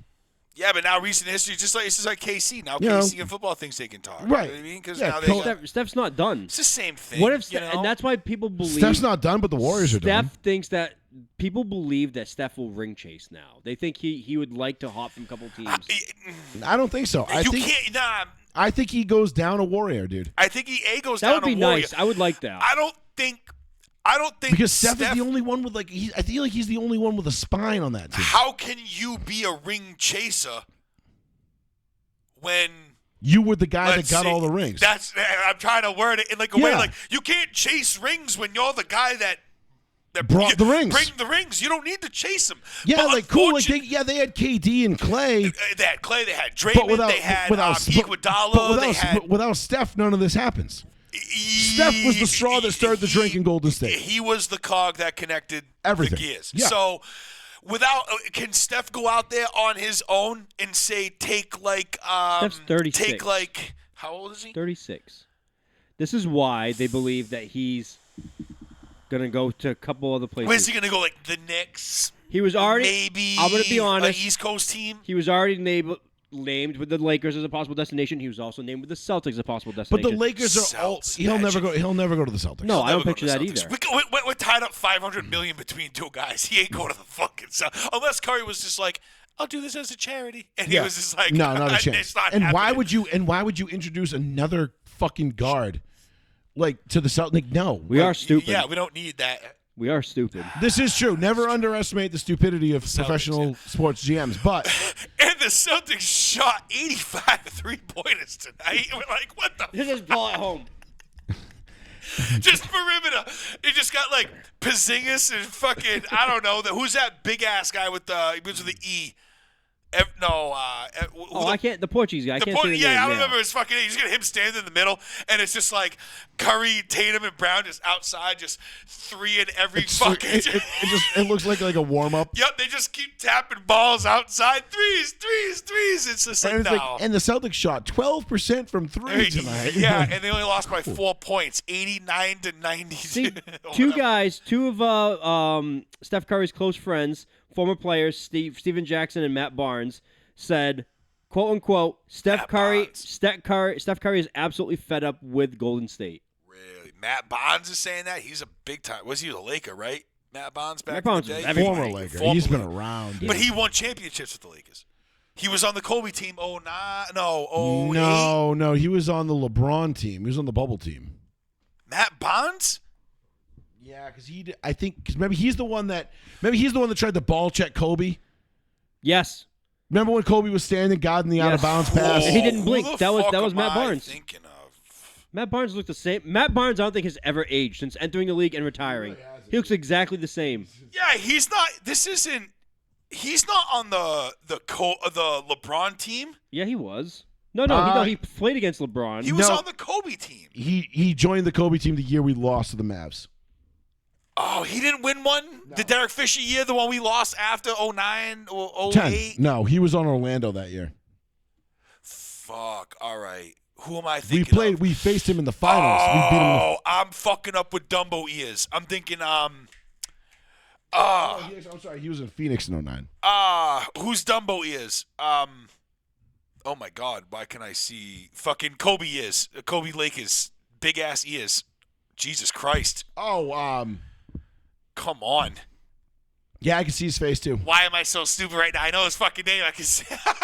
Come on, somebody chime in. If traded, Steph Curry would still like to reside in California, which is why people went back to he's a possible Laker destination. There is some smoke to Steph Curry being out of Golden State. You're gonna get it when we get pissed. Steph Curry might stay. I don't know. Jordan Farmar? Nope. No, it wasn't Jordan. You sure? Yeah. You sure you're not thinking Jordan Farmar? No. Oh my God, what the fuck is this guy's name, dude? I don't know who you're thinking of at all. Dude, are you looking at the picture of Jordan Farmar? Yes, it's not. No, it's not him, dude. Dumbo ears. You're gonna fucking know his name when you fucking think of it. Google big-eared basketball player. Well, what season? 09 or 10? Nah, it's like when we lost. It's definitely not World Meta Peace. He knows who World Meta Peace is. Yes. Call me. God, this. Oh, just keep going with the thing. I'm gonna fucking figure this out. You're gonna fucking. Sam Castle. Nope. Oh my The God, creature. dude. He had huge fucking ears. Oh, the guy that banged LeBron's mom, Delonte West. Nope. No, it wasn't Delonte. He had huge ears. Oh man. I'm thinking of big-eared basketball players. I have no idea who you're talking about. Just keep going. I'm gonna fucking find. No, you keep going. You look it up. That's what I'm saying. I'm gonna. No, he's talking about us keep talking. Yeah. I'm not. not gonna fucking name every player from fucking 4 years of the Lakers and figure out which one you think had big You ears. said the one from the Lakers, right? I it's said definitely Jordan Farmar. Boban Marjanovic. No. I love Boban. We had Vladimir Radamanovic too. Radamanovic. He was on there. Give that man his money. Give the man his money. Very aggressive. Anyway, 704-992-8702. Anyway, the Lakers are probably going to lose to the Nuggets, which is fine because the Nuggets are going to win the NBA championship, and that's fine. Bro, this dude. No. And I just Googled ugly players. The Nuggets are going to go back-to-back, and it's going to be cool. for this year. Whatever. Like, I'm fine with it. Like, I there are certain times where, like, you just got to know, like, you don't have the best team. No, it's not Ariza. And no, it's definitely not Trevor Ariza. No. The Lakers don't have the best team right now. Like, do they have a chance? Sure. They have LeBron James and Anthony Davis. They always have a chance. Yes, you do. Is it a good chance? Absolutely not. Is Denver just that much better? Yes. We've covered that. Okay, cool. So Imagine, though. So when the Lakers lose this series, like, yes, you can text me, blow up my Facebook, whatever, my message, like, whatever. I'm already aware. 15 Bud Lights. The Lakers are probably going to lose this series. Like, there's not much hope for them, especially after last night. Like, if they had split last night, hey, man, we might be singing a different tune tonight. But they didn't. And the problem is that the Lakers can't contain. They can outplay the Nuggets for like 3 3/4 of a quarter. But for that 4-minute stretch, there's a 4-minute stretch of every game where the Nuggets just go on an unstoppable run, and the Lakers are just like, we can't find our ass from our elbow, and we don't know what a basketball is or how to put one in a hoop. And that's always the difference in the game. Same thing last year. Yep. You know, I think 3 out of the 4 games in the finals last year, Western Conference Finals, were one-possession games, and the Lakers lost all of them. Okay, like, yeah, the Nuggets are just that team right now. Cool. Sucks. Does suck. It definitely sucks. Like, I would rather that not be the case. Maybe we get Trae Young, another big. You know, we reload the bench, get a little healthier next year, and we come back and we'll have something for their ass. Yeah. But as of right now, and I knew this coming into this year, I knew it at the trade deadline. Like, we were basically just playing for second in the West. Yep. And unless somebody could knock the Nuggets off before we got to them, and we end up drawing them in the first round. that is bad hit. Unfortunate. Right? We finally get the 7 seed, and it's like, oh, cool. And your reward is the Nuggets. You hit a buzzsaw. Exactly. Cool. Awesome. Thanks for that. But to look forward, I do believe that Steph Curry, there is smoke. Listen. There's too many people saying, if we replace D'Lo with Steph next year, fucking just wrap it up. Game's over. Doesn't that remind you of like the season. Lakers like 15 years ago when it was like all of a sudden it was like Kobe, Shaq, Karl Malone, Gary Rick Fox, Payton. Gary Payton.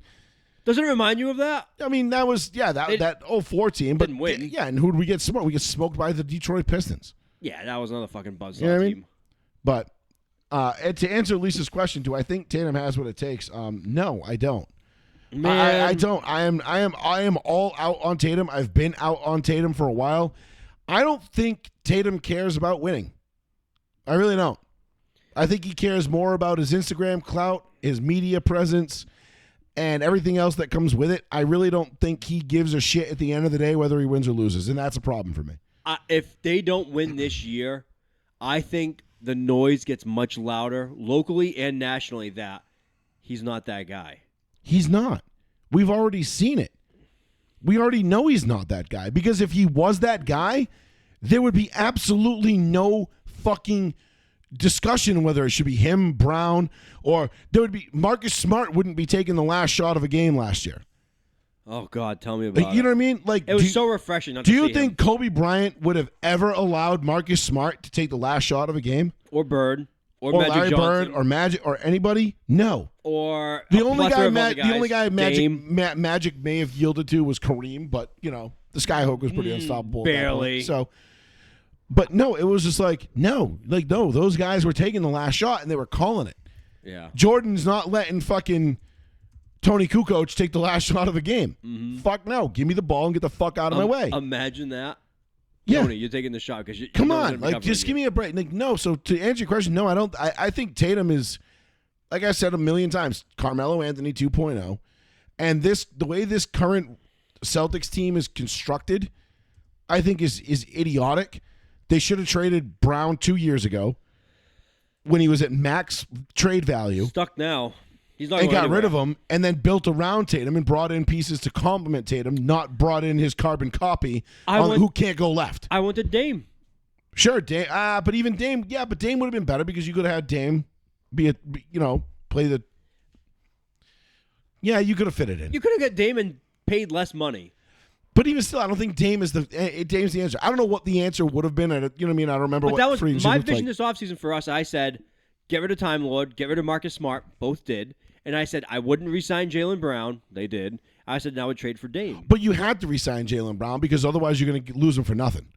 You missed the opportunity 2 years ago to trade him when his trade value, like I said, was at his max value. Hey, you tried something, it blew up in your face. It happens. Yeah. So, but now you had to keep him and pay him like $500 million. Now you got $500 million, $500 million tied up between two guys.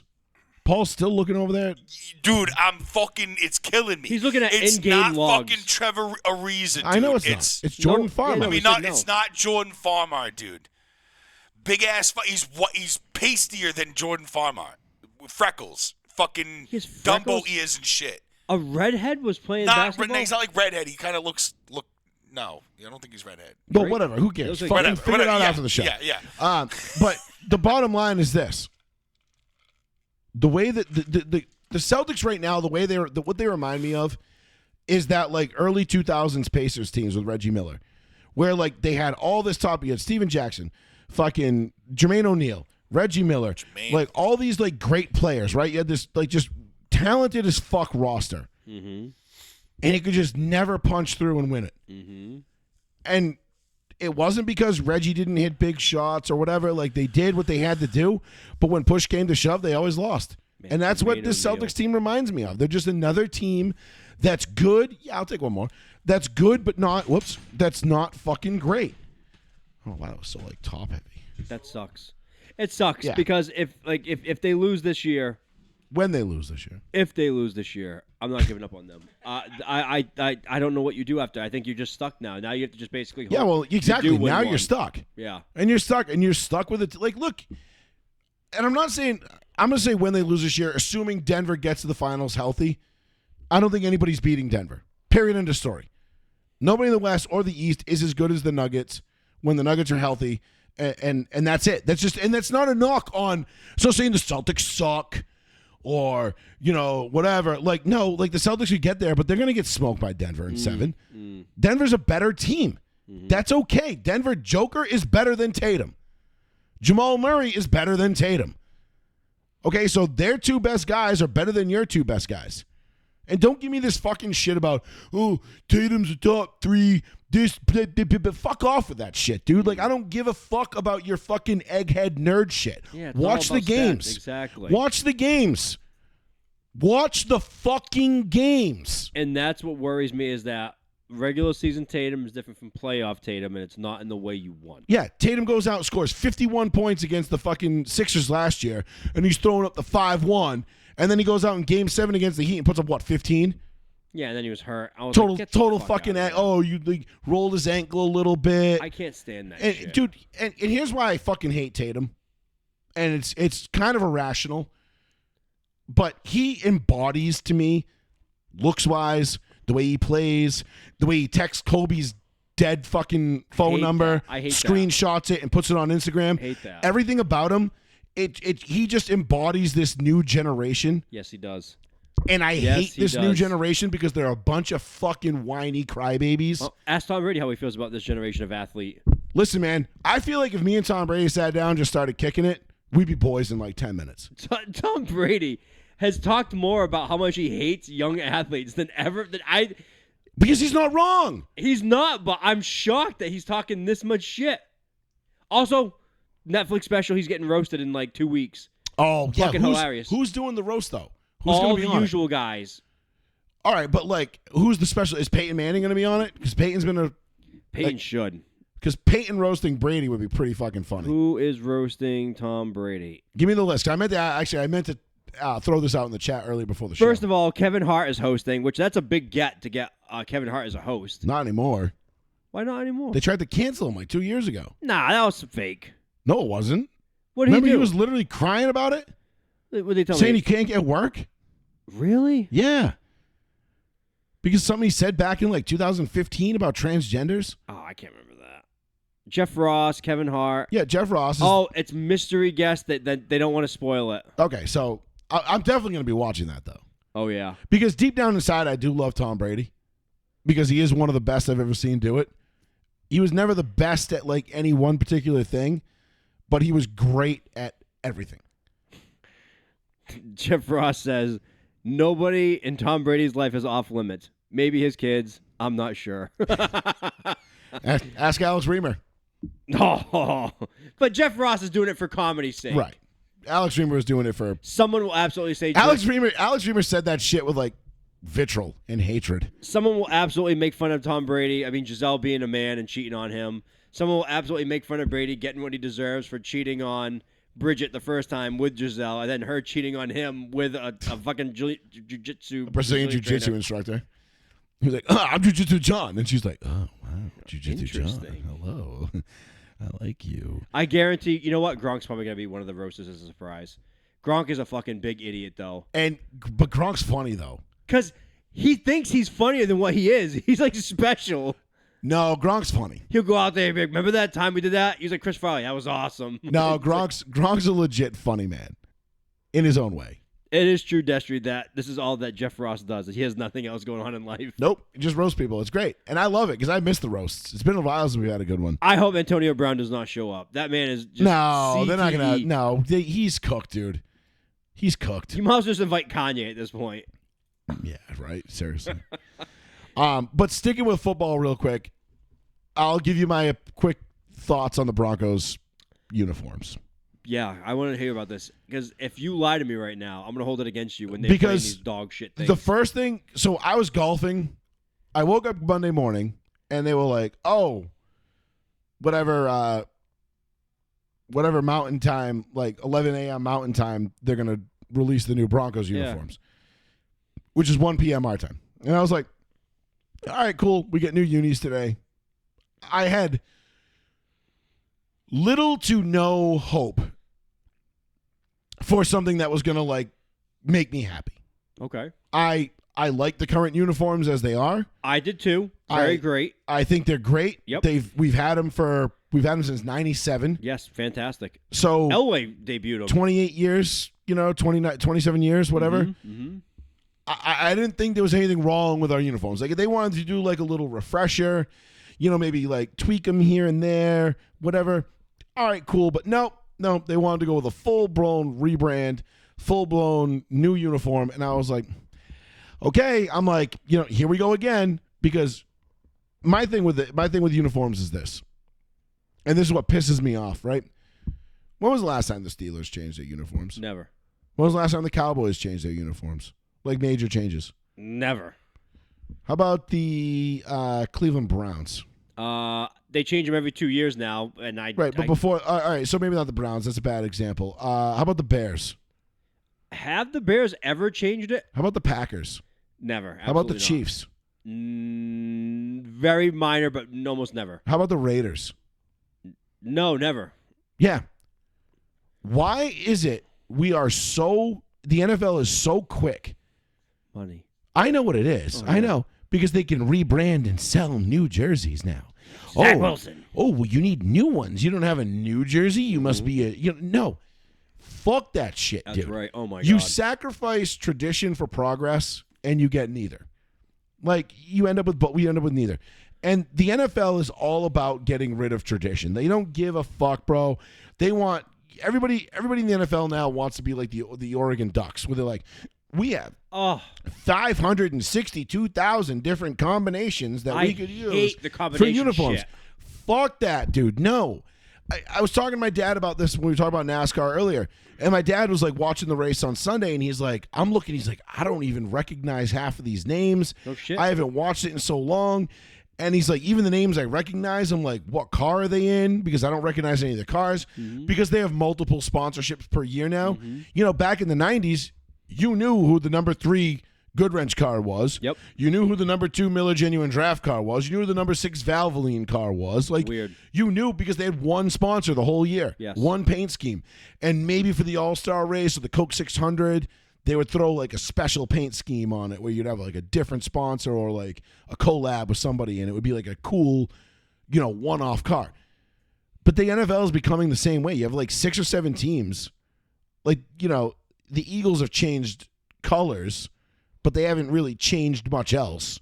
They went from the Kelly green to the current green. Yeah, no, that doesn't big change. Not a big change. The Giants never changed their shit. Like, a little bit, but I think it used to be a football that said Giants, then it went to the big NY. The logo has changed, but not the uniforms. Yeah. But tradition in the NFL is becoming so much harder to keep because everybody's just after fucking money. Mm-hmm. Listen, I'll pull up the Broncos uniforms now. All right, and I hate them.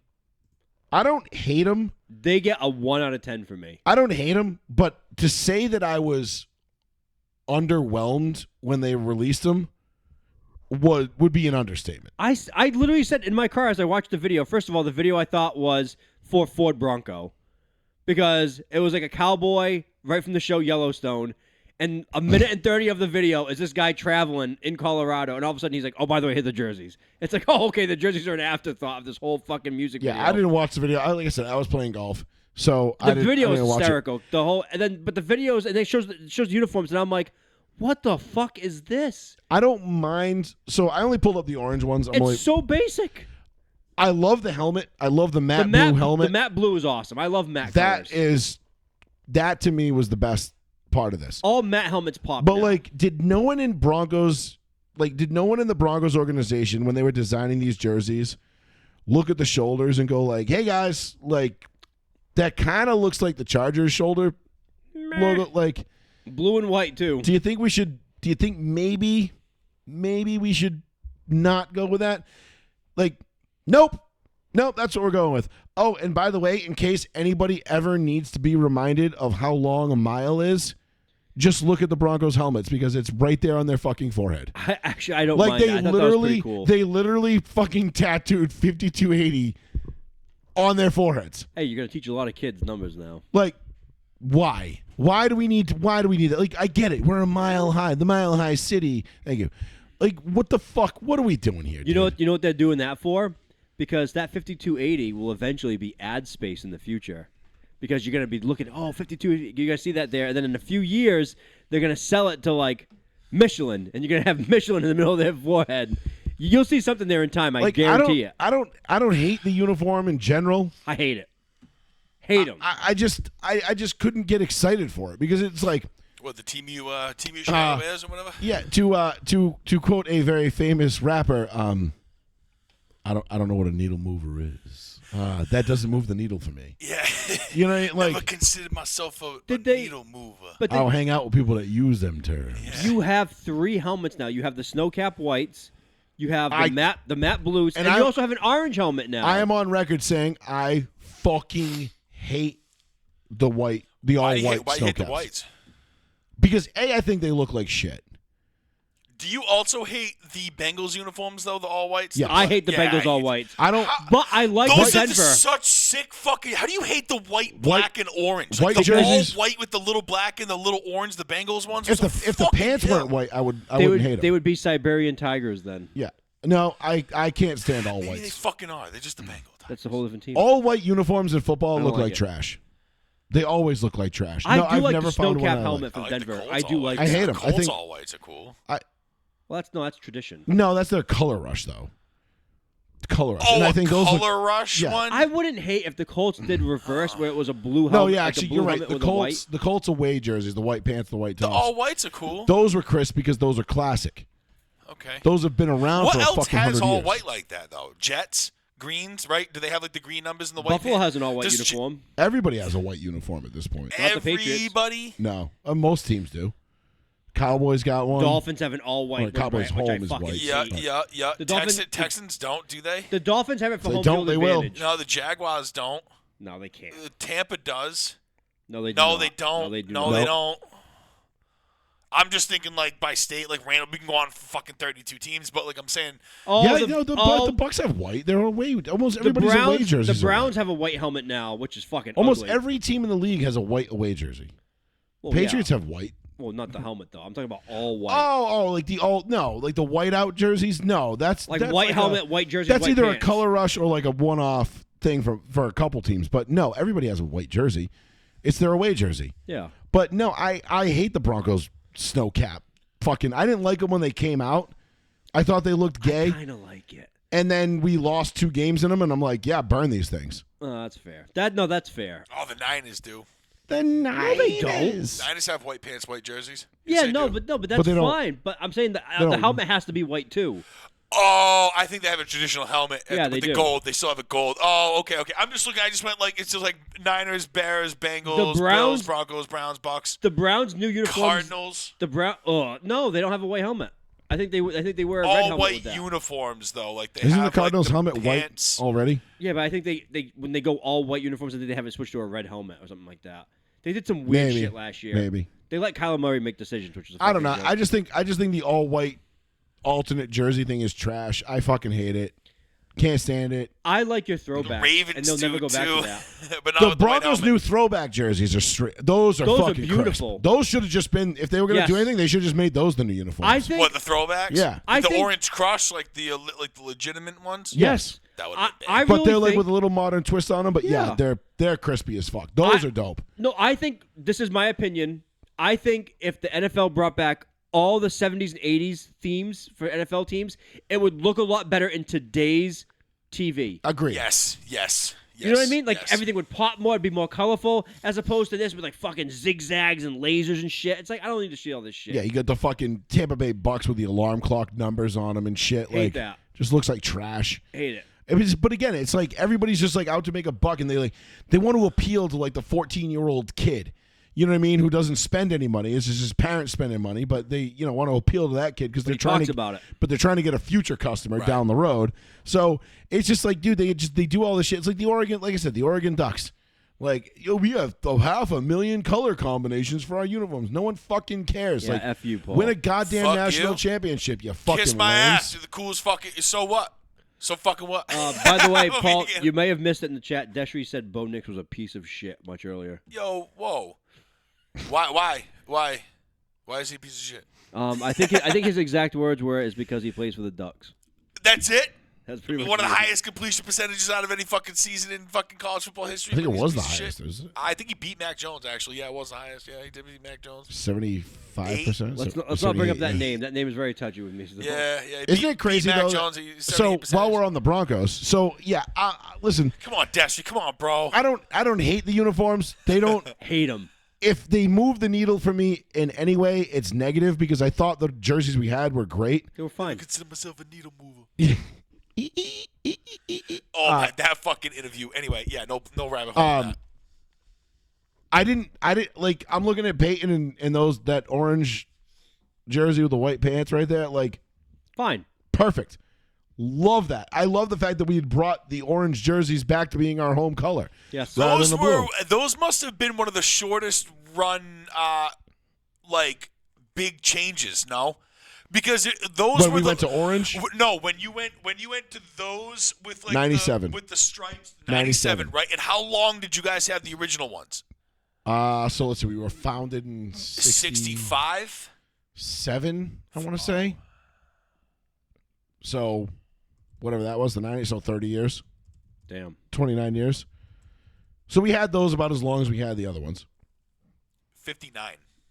Right, but we Never didn't get the orange jerseys until the 60s. It might have been like 64 or 65. Oh, Because it was Lou Saban, I think, was the head coach when we went to the original orange crush. Oh, okay. When we went to the orange All right, jerseys. so you guys had a pretty Because remember we had run. those bumblebee, the brown and yellow with the bumblebee socks. Yeah, I'm looking at them right now. The ones that we wore again the ones that we beat when we beat Josh McDaniels. Oh yeah, they When look like the Josh Steelers. McDaniels They look like beat the Bill Steelers. The shitty Steelers jailbreak ones. Those were terrible, but these were worse. Those are worse than the Steelers. Yeah, yeah. The Team Broncos Mutants. team had a ceremony of burning those socks Good. Fuck that. when they changed the uniforms. But what I'm saying is like when the Broncos changed uniforms in 1997, that was one of the biggest uniform changes at the time.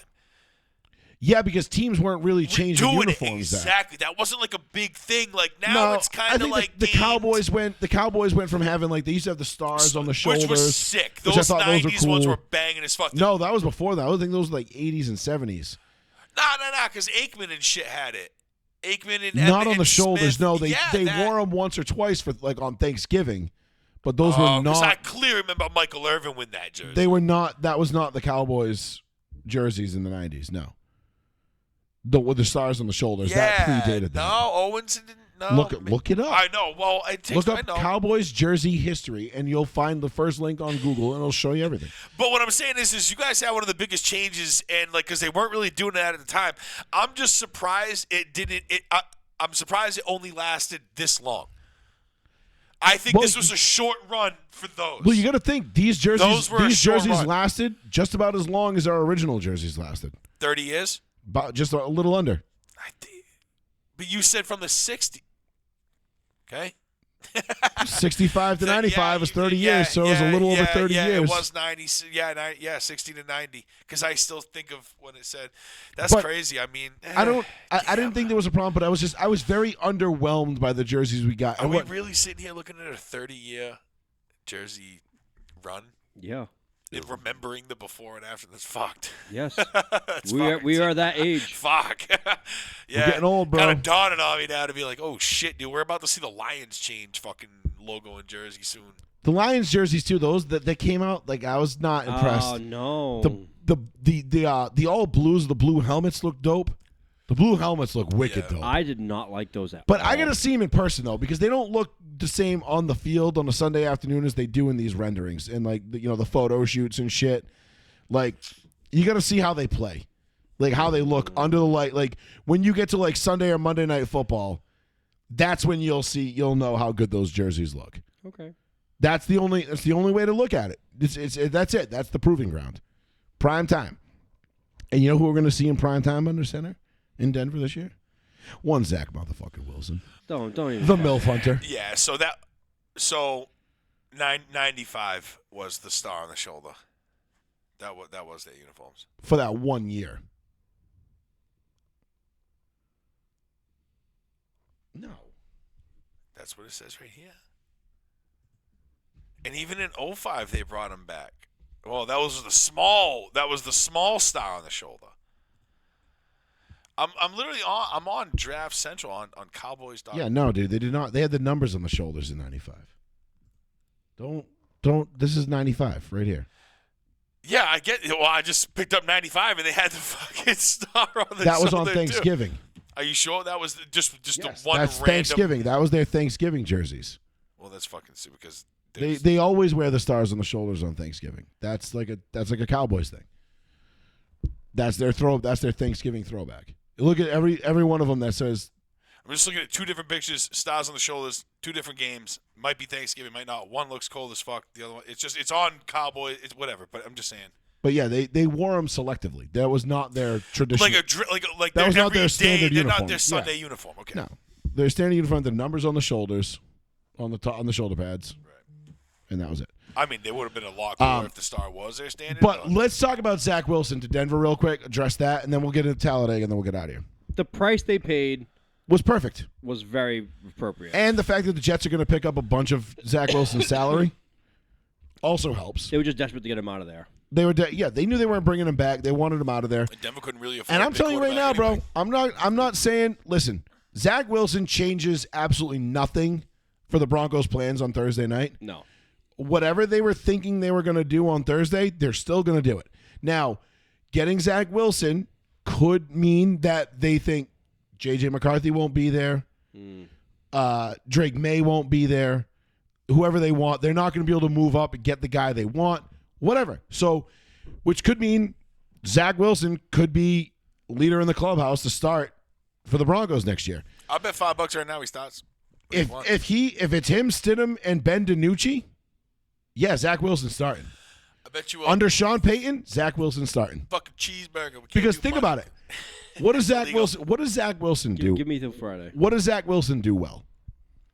Throw. Deep ball, throws outside the numbers, right? All the same things that Russell Wilson did Can you really really well. hang in the pocket? And Not really. yes, he can, but He gets frazzled. Yeah, he seems like he rushes out a lot. Is what I'm saying. I think his frame. because he was in. Listen, he was in New Yes. York again. Where quarterbacks go to die from. If you're a college quarterback and you want to have no career, go to Cleveland or the Jets. This will actually be quite the interesting off season to see if Sean Payton still has it, and if like I said, Bro, Sean Payton still has it. Look what he did. Look how he turned around Russell Wilson. last year. I want to see how Zach Wilson improves next year. Given he starts, I hope he does. We'll see. Obviously, given Now- that he does or he doesn't, but Listen, the Broncos still could be looking at Penix right. or right. even Spencer Rattler.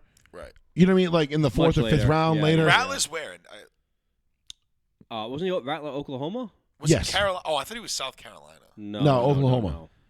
I'm pretty sure it was Oklahoma. I thought it was Razorbacks. Because, some shit because like that. Caleb That's Williams, Arkansas. Arkansas. Oh. Caleb Williams went to Oklahoma. Look it up. got pissed because Spencer Rattler was going to be a first-round pick. The coaches decided we're going to stick with him as our starter. Caleb Williams got really butthurt and then asked for a transfer. South Carolina. And went to, Oh, it's South Carolina. Gamecocks. Hey, South Carolina. I thought he was Oklahoma. No, he's South I Carolina. get the crimson and white. I was like, no, Fuck. I thought he was. I thought he was South Carolina. well, that's Right- where Caleb Williams right transferred to, colors. and then he had to leave. Right colors. yeah, you're I cool, could have swore it was I Oklahoma. do that all the time. I get like the Cincinnati Reds and the St. Louis Cardinals mixed up Yeah, all he's the time. Gamecocks. There's actually one guy that I love on South Carolina coming out. By the way, excellent wide receiver draft this year. Whoever gets Yes. Ladd McConkey, I'm so jealous. That is like my favorite dude. And the name. The most Irish dude you'll ever see in your life is a shredder on I the am field. Ladd McConkey. 4'3", I'm here to 4. catch some Who is this footballs. Wide receiver. He is, if you look up Ladd McConkey right now, you will fall in love. He is phenomenal. Yeah, he's pretty good. He is Christian McCaffrey at wide receiver. Yeah. He's fucking phenomenal. He's a beast. Xavier Legette out of South Carolina, I love too. Very big-bodied guy. What was the other? What was the second Oh, he's a receiver? Georgia kid, huh? Yeah, he's watch Wait, his is stuff. Bowers Georgia too? No. Bowers is Georgia, Bowers So is they Georgia. got both these kids. and they fucking tore it up. And that's the thing too. That Bowers has been linked to Denver. Bowers is probably bunch. going to the Jets. Could be. I heard Colts too were interested in Bowers. No, he's not going that Why high. the fuck would we need 6 tight ends? I don't know. Everybody's Stop interested. with the tight ends, Indianapolis, please. Bowers is the best tight end prospect since Fuck. Shocky. No, it had to be Pitts. Pitts was hot. Yeah, Pitts was. I would say thought the best, Shockey was one but of the he's big better than ones. Pitts. I'm And trying it's- to think of like. I was thinking about like big time, like because nobody expected Gronk to be big or like any of those No, guys, right? no, like Gronk, no, those, because he was massive injury history. that's what I'm saying. Like nobody expected like the Not biggest massive like, injury. prospect. He had one specific like injury big that prospects. It was a back horrific injury. back injury. That Horrific. Shockey was people a really prospect, were wasn't set he? off by it. Shockey was. Yeah, a, he was a huge prospect, wasn't he? he was Yeah, A1. he was. That's what I thought. He was he was first like round. He was the Miami. guy. He was the that's what I U, thought. bro. That's what I'm saying. He was on that team. And he had Kellen Winslow backing him up. Jesus Christ, that team was sick. Dude. That Miami team. Anybody wants to talk? We should have an all Miami. What year was that? 2001, 2002. 2000? 2001, they won the championship. 2002, they lost to Ohio State in that bullshit ass game. Right, but we should that just- they won, but they were like the refs were like, nah. Nah, yeah, because they hated Miami because they were the baddest motherfuckers on the didn't dude. give We a should fuck. have a whole show dedicated to that Miami team. You know, We should just Brock talk. Bowers, of all his stats, everything like that, he ranked in the 98th percentile, which means he was better than 98% of all tight ends drafted in like certain fields. Like to be that elite, Yeah, Brock Bowers is an elite talent, dude. elite. But Like To my- he starts day one, no matter who but drafts to my him. point, Zach Wilson doesn't change anything for the Broncos draft night wise. No. He's just because You either think they're still game? listen, game they on? were gonna bring in a veteran They had to. to compete in that room. Mm-hmm. I mean, George Payton said it, There's still plenty of guys in free agency too. and they said, "Well, yeah, but you're not gonna go get a Ryan Tannehill." No. Like, listen, I would rather have Zach Wilson than Ryan Tannehill because I think Zach Wilson still has a lot of untapped potential. I would like to think that I could believe in Zach Wilson. Ryan Tannehill is like, we know what we're getting out of Ryan Tannehill, and it's a wild card round exit at best. You're getting a watered down Kirk Cousins. Yeah, pretty much. Pretty much. You're getting like a. I'd rather like you're getting like a. Yeah, a watered down Kirk Cousins. That's kind of the best way to put it. Yeah, it's like who do you want, Kirk Cousins or Ryan Tannehill? I mean, you're like, can I suck start a shotgun instead? Like, fuck. I mean, I guess I'll take one of Can them. we just but cancel the season? Like, honestly, I'm probably gonna take Kirk Cousins over Tannehill because Kirk Cousins digs fucking deep. yes, he does. That dude will play while he's having a heart attack if he has to. Yes, I give. And listen, I'm not no disrespect to Ryan Tannehill, None. but I love Kirk Cousins. The dude's a dog. He is. He's had some bad luck. He eats, bro, and like And I only mean that like he just like the And he has cashed the fuck in for a guy who's I know.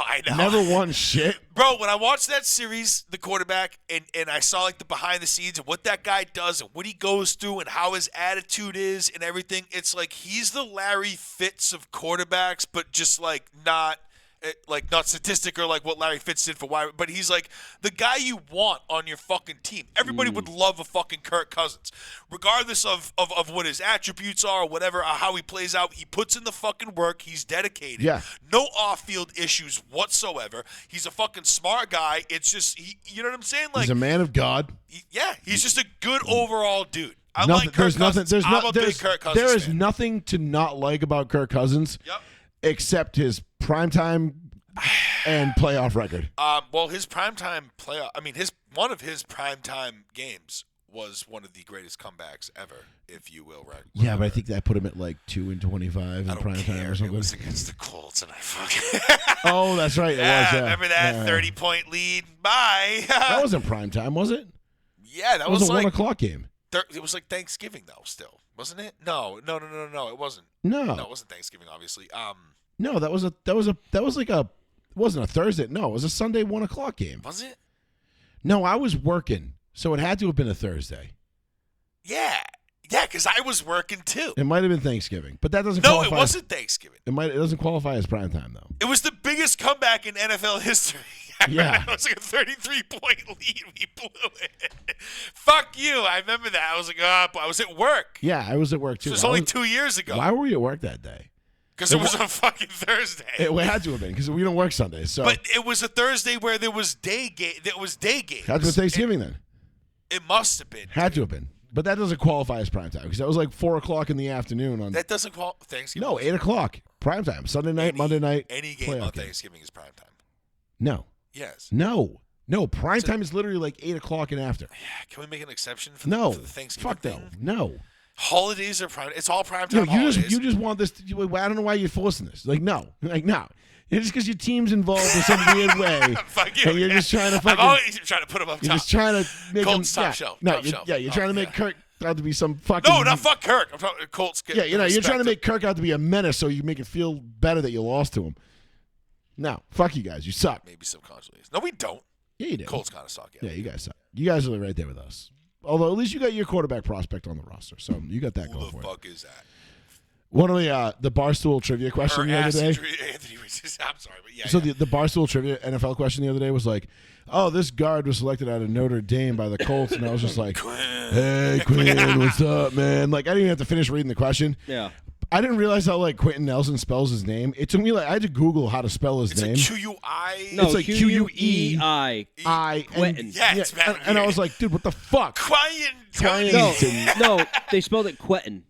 Quentin. Yeah. Hey, Quentin. With his Hey, red. Quentin, what's up, He man? looks like a blowfish, like a pufferfish with like a red Yeah, face. yeah, it was funny. I was like, fuck. Fucking Jim Irsay, bro. I know, great. I love Jim Irsay. Sell dude. the team. No, fuck that. Keep it going, dude. Sell that team. Q-U-E-N-T-O-N. Quentin. He'll Right. never sell that team. T-O-N. See how many- I kept putting an I. Quentin. His name is pronounced Quentin Nelson, Yeah. not Quentin. Took me like 5 minutes to figure out how to spell his name. It 'Cause- pissed me off. I just Googled it, and it says the most common thing, he goes, "Do people get your name wrong?" He put LOL, yes. So I've been doing the Barstool Dozen trivia thing, Yeah. like online, like created my own account, whatever. So far, I've only gotten one NFL question wrong. Damn, really? I've been doing it for over a year. I've got one NFL question wrong, Hey, Quentin. and the question I got wrong was who drafted John Ross. Bengals. Yeah, I didn't know. I put like I was like Baltimore, Arizona. Oh, you gotta. If you get draft questions, just ask me. Yeah, and know I was just like, I was like, wait a minute. I was like, who the fuck drafted John Ross? I John couldn't- Ross. I think they traded up into the He first was to get he was him. so insignificant in his career. I was just like, I didn't They had high hopes. I fucking barely remember his name. They thought he was gonna be a burner. He had that fucking obnoxious dance, right? Yeah, that he didn't know. I loved it. Like It was great. The Tourette's Yeah. dance. Yeah. But I remembered it. But I'm like, I don't remember him from Baltimore and Arizona. I'm like, I have no fucking idea who drafted this guy. Speaking of dumb decisions, you see Tyreek Hill complaining about Mike McCarthy. Not Mike McCarthy. I'm sorry, Mike McDaniel? Mike McDaniel this Mike week. McDaniel's a fucking homeboy, bro. He said. What's he pitching about him for? He said because after they lost the playoff game to Kansas City, Mike McDaniel addressed the team and said, "Reek, you said you're the best player in this league, and Snead covered you the whole game. He goes, why do we pay you all this money if you can't break off of one guy? Yep. And he took it personally. He was like, fuck that. Good. Fuck you. I was like, he was 100% right. Yeah, Mike McDaniel called you out? I hate defending Mike McDaniel, and he was... Why? Tyreek Hill's an asshole. Yes, he is. And he deserves to be fucking called out. He Right, wants but to Sean talk hates, shit Sean all hates defending Mike McDaniel because it's Mike McDaniel. I just don't like love Mike McDaniel. Mike McDaniel. I don't like him. Love him. I don't I'll think tell you he's- what. Fucking love that homeboy. I give him credit for that. Mike McDaniel's fucked up a lot in his tenure as a Dolphins head coach. So, How? well, I mean, first he of all, makes a lot of stupid mistakes. First of all, he didn't kick the field goal against the Broncos to set the record. He makes a lot of dumb mistakes. Yeah. Because I can tell you right now, in 2 years when he's out of a He's job, like paralysis by analysis. yeah, that's That how guy, most of he's these. too smart. No, I don't think he's too smart, but I just think he's one of these guys. It's like that's- an MIT guy trying to put shapes to a wood hole. You know what I mean? Yeah, he's like, well, if you bend the space time Right, continuum, right. well, yeah, cool if you do that, but or Yeah. you could just line up and fucking And hit kick the the guy. field goal. Yeah, true. Because hey, listen, I got bad news for Mike McDaniel. His tenure in Miami is going to end not this year, not at the end of this year, but probably the end of next year. Cool. We'll take him in Indy. In this time next year, we'll be talking about Mike McDaniel being on the hot seat in Miami, and then he'll get fired at the end of 2026 or 2025. Yeah. End of 2025, he'll get fired. They'll move on from him, and He's definitely going somewhere else. Nobody will. Yeah, he'll trust me. The kid's got a future in the league. Definitely. He's not going anywhere. But he will not be the head coach of the Miami Dolphins. No. And when that happens, nobody will remember that he was the head coach of the Miami Dolphins because he didn't kick the fucking field goal against the Broncos when he could have scored 73. History, you fucking. I know, dude. I mean, Why would you not? And it was and he even explained in the press conference about being humble about it and shit like that. And I was like, Yeah, how'd that work out for you when you You got fucking when idiot. when you got dick slapped by fucking Kansas City on Wild Card yeah, weekend? you should have. Yeah, those football gods really repaid you when they took Bradley Chubb out of your lineup for the year with an Achilles injury. Yeah, that was really worth it. Yep, they should've make made history. they make so it would be so Dolphins during the draft if they drafted a wide receiver first. Like the one thing you don't need, I guarantee you, watch the Dolphins draft a wide receiver the first pick they have. Yeah, I wouldn't be surprised. Never underestimate the stupidity of GMs. All right, let's wrap it up with some Dega talk. So, Vegas. my bets. Somebody almost died. Somebody got hurt. Not cool, but Dale Earnhardt-esque looking crash. it was pretty bad. My bets did not hit. Like I said earlier in the show, Sorry, Derek. I think I'm like a cumulative total of like a quarter second away from getting half of these races right this year. Which that's racing. That's racing. You know, and like to quote one of the greatest races of all time, whether you win by an inch or a mile, it doesn't matter. Winning is winning. Shout out Vin Diesel. That was one Dominic Toretto. Shit. So my bets this week, I had Slick Willie, Joey Logano, Brad Keselowski, Austin Cindric, and Corey LaJoy. Yeah. And then I threw in a bonus bet at the end. I had BJ McLeod to finish top 10. Now, most people don't know who BJ McLeod is, and I don't blame you because he only runs Great a very, name. very select schedule of races, and most of them are super speedways because he's a good super speedway racer. Kind of like yours truly. Of course, I just do it on the computer. But at one point during the race, I looked up and Corey LaJoy was running third, and BJ McLeod was leading the race. And I'm sitting here going, well, Corey LaJoy wins this on a $10 bet. He was plus 6,000. That would be fantastic. BJ McLeod was plus 1,000 to finish top 10. So that would have been fantastic.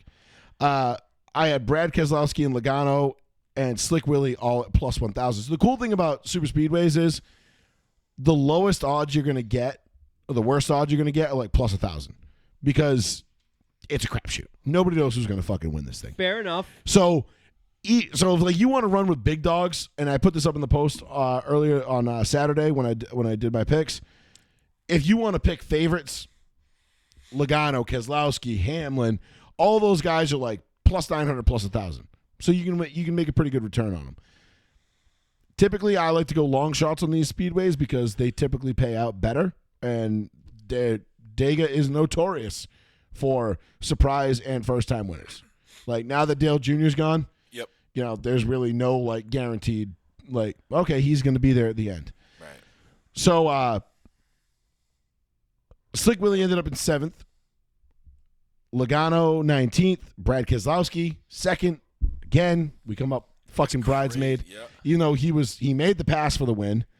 And Mike McDowell fucked him, and I'll show you that video in a second.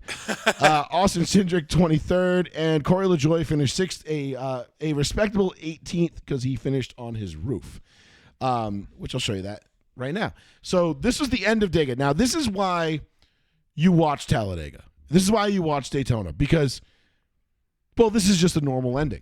Like, this is how shit goes at these tracks, and it's super goddamn fucking fun. Now, Michael McDowell fucks up in this clip, and I'll show you the clip, and we'll watch it Off again. turn 4 for the final time. Comes a run by Brad. There he goes to make his move. He's going to switch back over. Oh, the block, and around goes the 34. And Reddick steals one. That was almost exactly how damn. Brad won this race, his first race. Huge wreck here, guys. That 45 Ready. Jordan car, though, is fucking sick. Oh my God! Great work, guys! Woo! Tyler Reddick for the win. Everybody else wrecks. So, if you watch this again, right, and I'll mute it. Tyler Reddick for the win. Everyone Off else turn trash. 4 for the So, if you watch the yellow car here on the front, he's going to go high. Yep. Brad goes low. He goes low again. He tries to come back high again. Now, the rule of thumb in NASCAR, when you are blocking at these super speedways like this, you get one, you throw a block.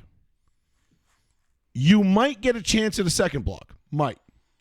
Usually you get 1. 2, okay, but not guaranteed. 3, out of the question. You do not get a third swipe at a guy.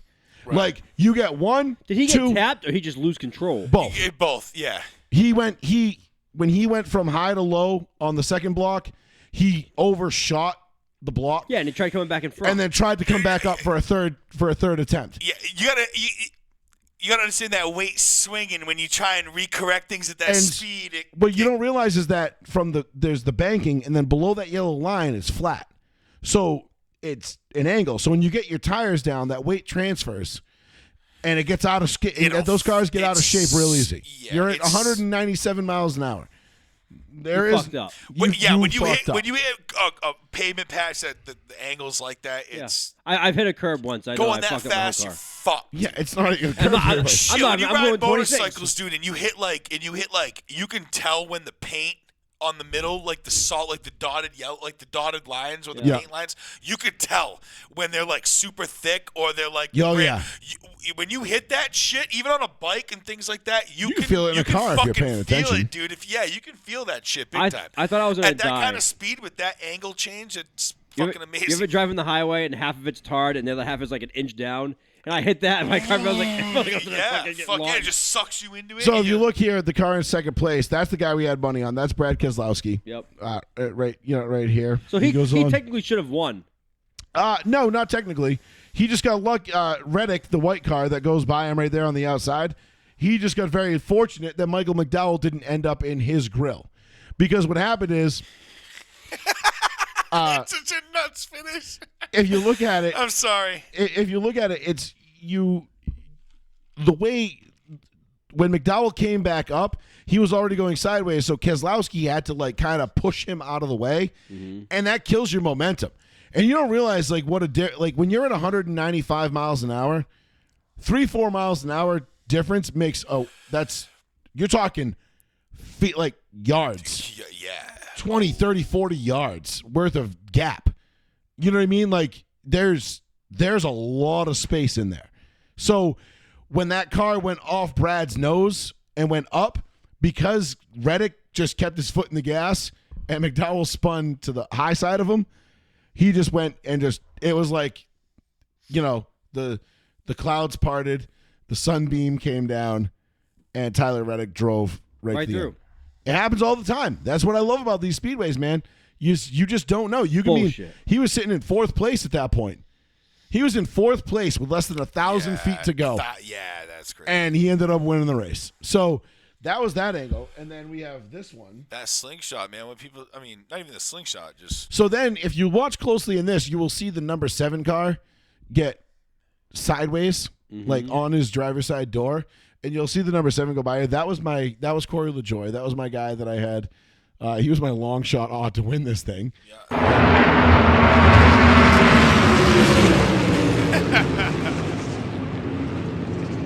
There he goes.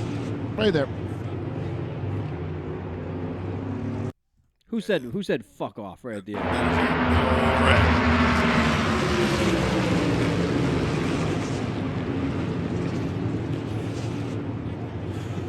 So that one car there, he did a Dan Earnhardt too, dude. He fucking went right up into the fucking. Yeah, that was a rough wreck. That was like, and that just sucks, bro. I hate seeing that. There's a bunch of compilations on Instagram where they show the in-car cams from like 8 different cars all at the same time. Pure white of that wreck, and you're just like, you don't see anything, dude. The thing is like, you're coming to the checkered. At that point of the race, you're coming to the checkered. We're gonna wreck. You literally, as a professional, at that point, you just keep your foot in the gas and just keep driving. There's nothing else to do. That's it. You just got to get to the finish line. I'm through it, Harry. Yeah, that's it. That's all you can pray for at that point. And you're probably not coming through it scot-free. Yeah. Like, a couple guys did, but most of them didn't. And you saw that. But the scariest wreck of the day came early in stage 3 when the Toyotas. So NASCAR has this thing now with super speedways, and we can go into it a little bit more in more detail on other shows. We're running out of time tonight. But the super speedway racing now, the way the amount of fuel these cars hold is not enough to make it a full stage. So there's 3 stages. NASCAR has 3 stages. In this particular case, on Sunday, the race is 188 laps. Stage 1 and 2 were 60 laps apiece. Stage 3 is 68. You can't go a full stage without coming in for fuel. You can't make it. So you have to come in for fuel. So what the drivers do now is they say, well, fuck it. It's really hard to pass now because if you pull out, like, you're running pack racing 2-3 wide. Right. You can't just pull out and like weave in and out of guys and pass. You need a couple guys behind you. Yeah, you need some that momentum. Are running, that are going to create some momentum. The line needs to form. You need some energy. You need guys to push you, bump drafting, the whole line. So it's tougher to pass now than it has been in recent years with these new Gen 7 cars. So what a lot of these guys do is now they're saying, okay, well, we can't make up the positions on the track. So what we'll do is we'll make them up on pit road. When we come into pit, we'll just pit faster than everybody else. Well, how are you going to pit faster? It takes X amount of time to change. If you change tires flawlessly, it still takes an X amount of time. You're still going to get enough gas in the car. Well, if we don't burn as much gas on the green flag runs, we don't going to sit there and wait for the gas guy to gas us up as long. Right. We might be able to gain a half second, 3/4 second, get out before 5, 6, 7, 8, 9, a dozen of these guys, and gain 10, 12, 15 spots on the track. So they all start kind of running slower throughout the race. So like they're kind of running like 45% throttle, which is weird. They're still running 185, 190 miles an hour. But everybody's just kind of in line going around making laps, trying to save fuel.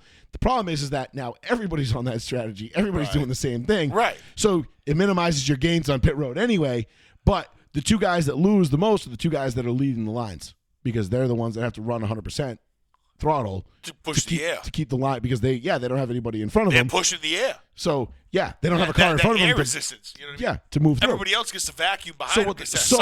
What these Toyotas did was they said, fuck it, we're coming in, we're going to go on an alternate strategy. So like 6 Toyotas came in. It was Tyler Reddick, Denny Hamlin, Bubba Wallace, John Hunter Nemechek, and Eric Jones were the 5 that I can remember off the top of my head. Right. Came in and said, fuck it, we're going to put it on the rest of these guys. Now we're going to run wide open and force all of them to either pit or run wide open and use their fuel. Right. And push it. And say, fuck it. And risk it. And then who fucks it up? Our guy, Bubba Wallace. Shocker. But he wants to run with a real team, though, I thought. Listen, I'm not a Bubba hater anymore. I am. but Fuck him. he fucked this one up. Watch. Fuck him. So this is a pretty scary wreck. You'll see why in a minute. But this is what happened to the Toyotas that thought they were gonna be cute. The 42 car into the 23. Well, see him move up. The 23 actually gets in it. And Jones, and then they start moving around, and stacking them up. I'm sorry to interrupt you, but what we were talking about earlier, over that tunnel, you see the back of those cars moving around. Look at that. See the back of the cars moving around, and as they're moving around, they come down and they're all connected in a. They're not lined up, I guess is the best way to put it. It just gets them out of whack. Now, Denny Hamlin was to the inside. Somebody must have slid down into him off the banking. That is a good plan gone wrong.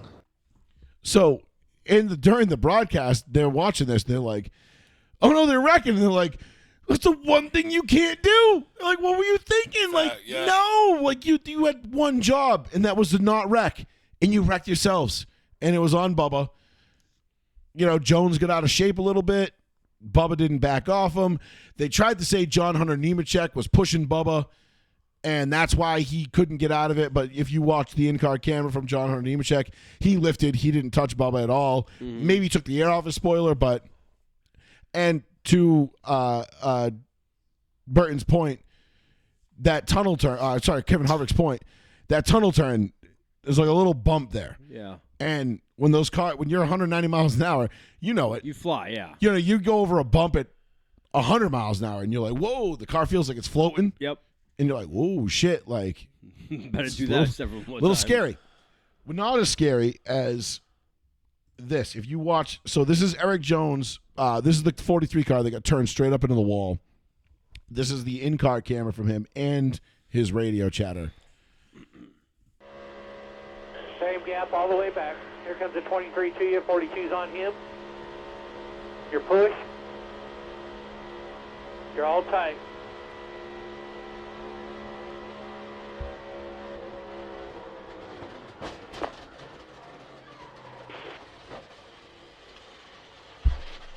I don't know if I'm all right.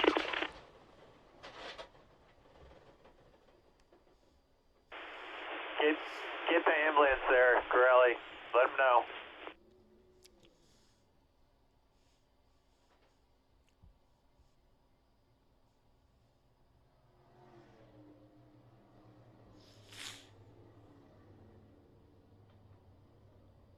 I need help. My back.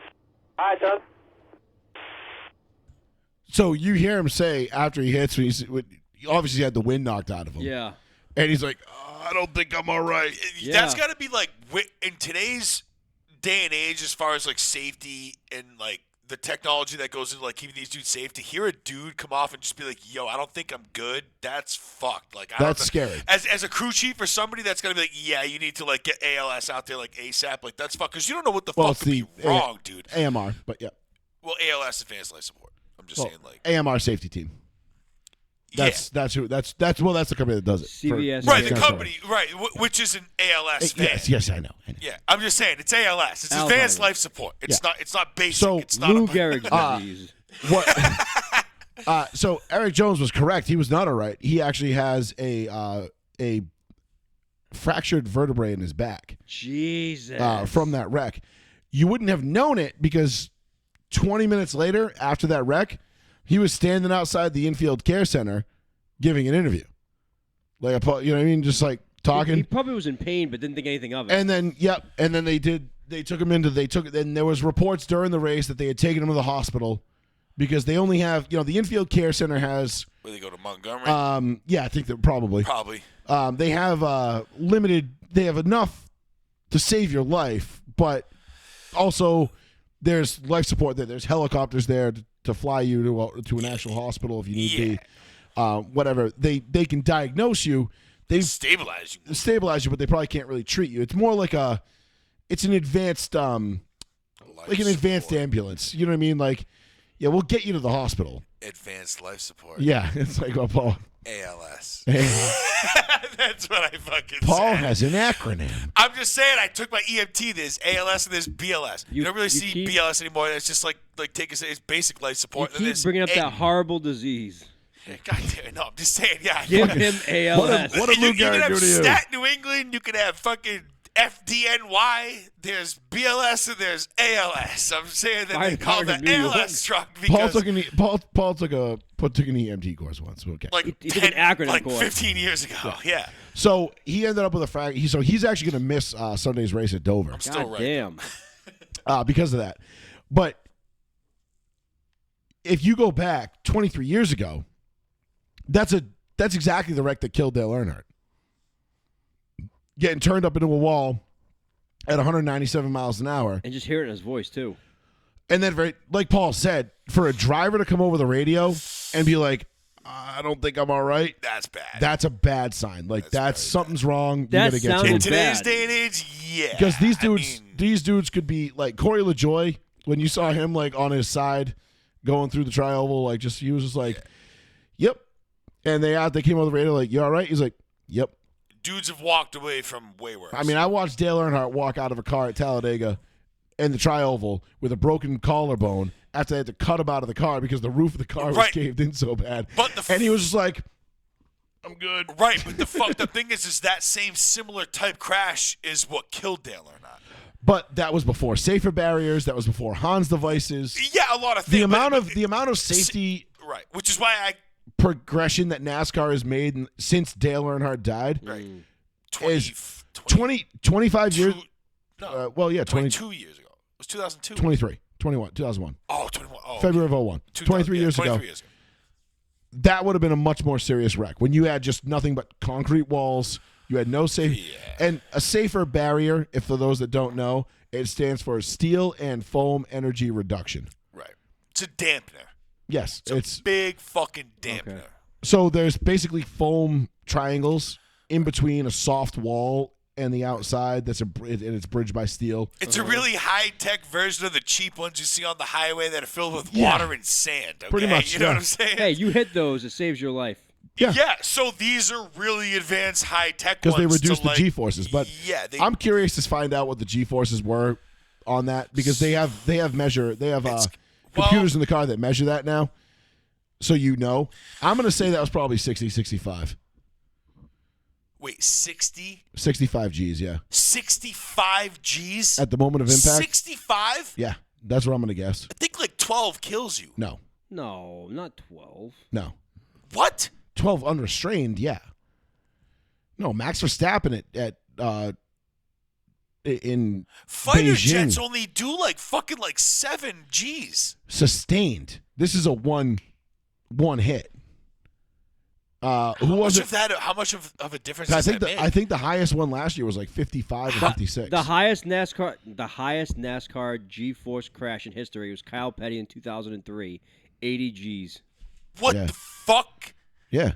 I just Googled it. Because it's quick. It's not sustained. I get that, but still, at like 80 that's insane. That's fucking insane. But that's why people are like, oh, NASCAR athletes, they're not athletes, bro. Well, No, I mean, athletes. it Like, doesn't matter no. whether you're an athlete Yeah, or not. they You are. can stick Usain Bolt, Nah, fucking bro. LeBron James. I don't give a shit. 80 Come on, G's dude. gonna kill a motherfucker. You stick some fat, frail soy boy behind that wheel, he's dead. No, he's probably gonna live. No, he's dead. 80 G's, all that soft cushion, Just fat molding Ooh, around. his insides just go. Where like somebody Boys, all types of where boys. like somebody like who's like a known person just like ah, you know what I mean? Like so I don't Sounds know, like Turok. yeah. You know, Jesus it's Christ. just like nah, dude. Yeah, That was Dude, old. The Turok sound effects were so good. They were damn, those fucking are the best. horrible. Dude, No, they were wicked good. they were the best. Turok had the best sound of it was any just video guys game of that era. screaming that made the game. That's what remember like the very first level when you got the AK and you had like 30 rounds or whatever and the crazy dudes were running at you Yeah. and it was at that super bass like and the guy was just like yeah. And he just like the masculine scream of the life you just took, like as like a fucking 14-year-old kid, you were like, holy fuck, dude. 14. Were Dude, we 14? no, I you were was younger than 14. that. You were like 12. 12, whatever, just like the No. like the That game came out in what, 95? I remember the second 96? one. I was 11? Bro, can we Turok won? who can we call at a gaming company and be like, yo, remember this? How about like a Xbox PS5. Well, they got PS5, they Xbox got to Series have X a mini. version. They got to have a mini N64, right? That has all those Why am I games. so cold right now? I'm fucking freezing. 97. Was 9? Okay, so it was 9. I It was was 10. That was 10. It was the end of 6th grade. Yeah. Yeah, I was 10, dude. Yeah. So I was 12. How do you feel about Latest killing men release was 08. Why hasn't anybody brought back Turok? now? They did. They remastered it. Were they going to make a movie?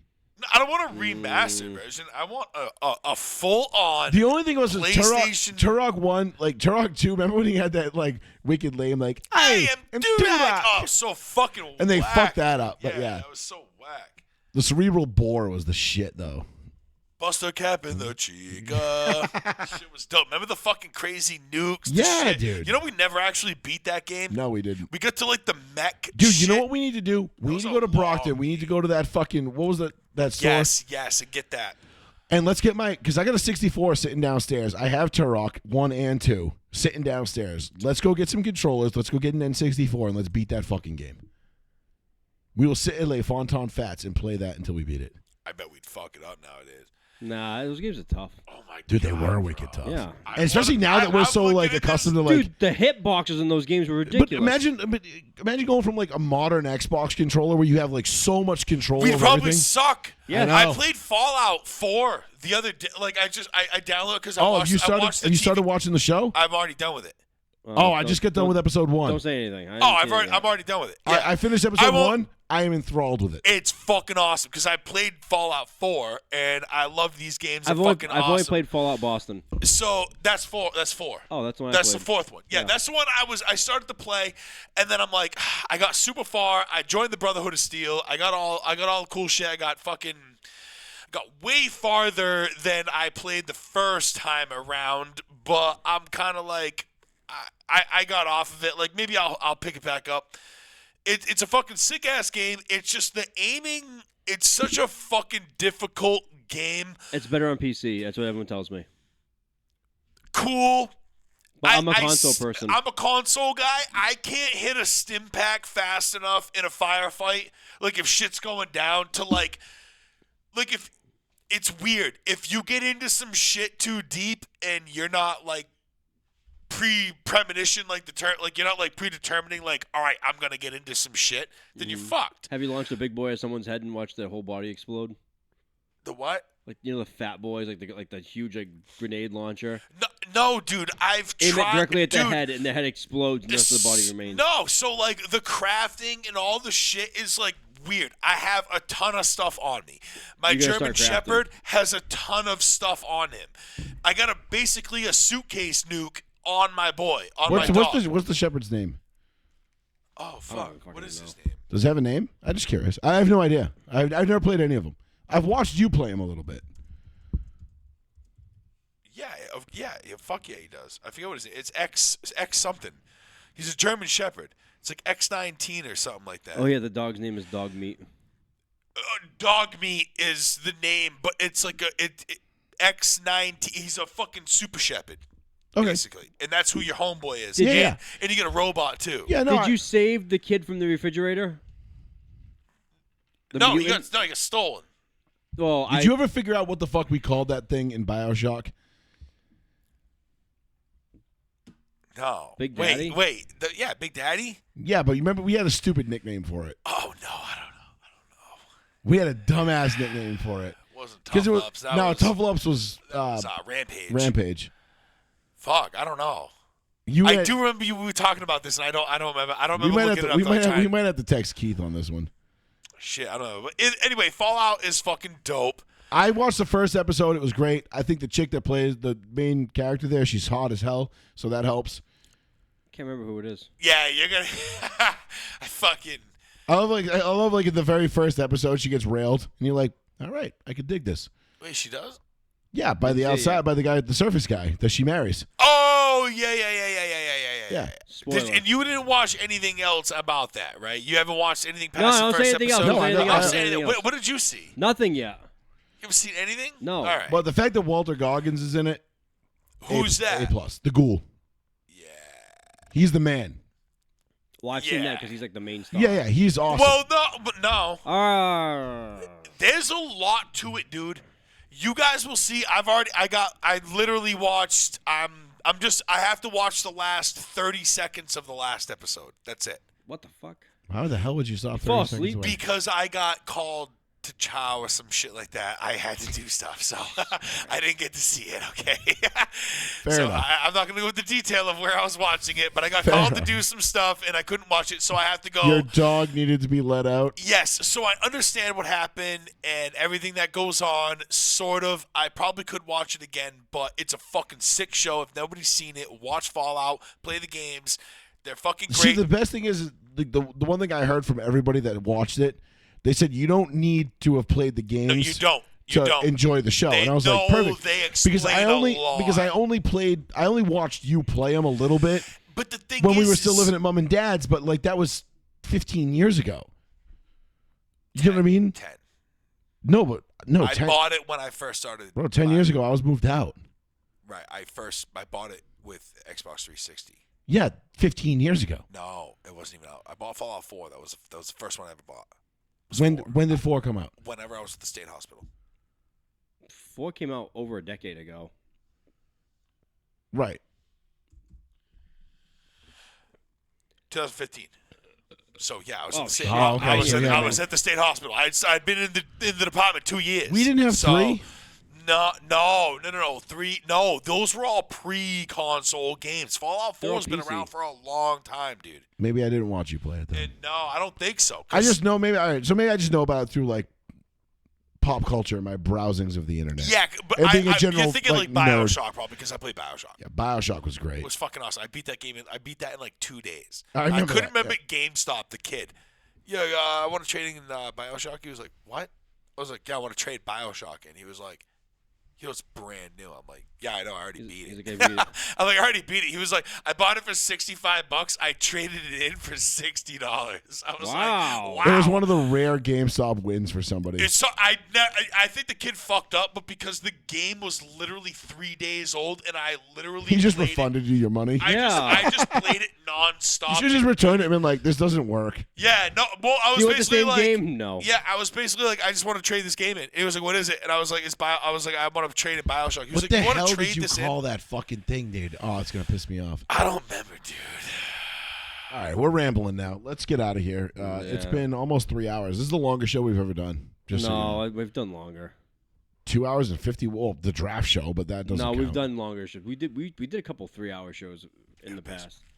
We did. This is 2 hours and 51 minutes. I know, but we've done 3+. That's pretty good. That's pretty deep. Yeah, I'm gonna be fucking tired of shit. That baby better not wake up.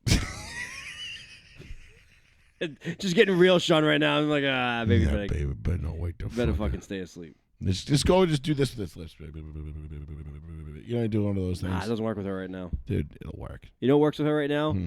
Picking her straight up like this over my head. Blow in her face. No, it doesn't do anything. No, she just gets angrier. Yeah. And then they tucker themselves out because they lose all their energy. No, this girl can scream right now. Yeah. Was she like Aretha? Nobody screams like Aretha. She goes, ha, ha, puts her head to the ear, ha, ha, hits the right note. Christina. That's Christina. Barry Gibb. She's Barry Gibb right now. Why did he shut my light off? Dumbass. How did he do that? There's a switch at the bottom of the stairs. He's right there. Oh, then that's going to be my wife. She's like, get out. She's like, shut up. Oh, yeah, maybe. Uh-oh. What? She didn't know it was still on. See? We're doing it for like 15 hours. She's like, what the fuck are you doing? Yeah. That's why she was shutting the light off to like warn you. She's probably she's probably like trying to be like, shut up, asshole, go to sleep. Like, nope. Okay, everybody. I'll see you Thursday. All right. So, Facts. yeah, we're going to leave it there. Good show, boys. That was fun. Marathon show. Marathon. Oh, my God. Yeah, we got in some fucking information tonight. We had a lot to cover, and then we got off on a, I don't know what the hell. What did we talk about for the first hour? Fucking a lot of shit. A lot of shit. I remember. Dumb shit. Yeah. So, all right, let's leave it there. We'll be back next Tuesday night to do a full draft recap. Who knows what the Patriots are going to do, what the Broncos are going to do? We have no idea. The beautiful thing about the draft these days is nobody fucking knows what is going on until we get to that day. So we will get to Thursday. We will let you know. We'll be back Tuesday night, 8:45-ish p.m. right here on the one, the only, the New Bedford Guide. Thank you all for joining us. Joey Fast Radio, Roll One, Seat One. We'll be back next Tuesday. Peace. Peace out. Adios.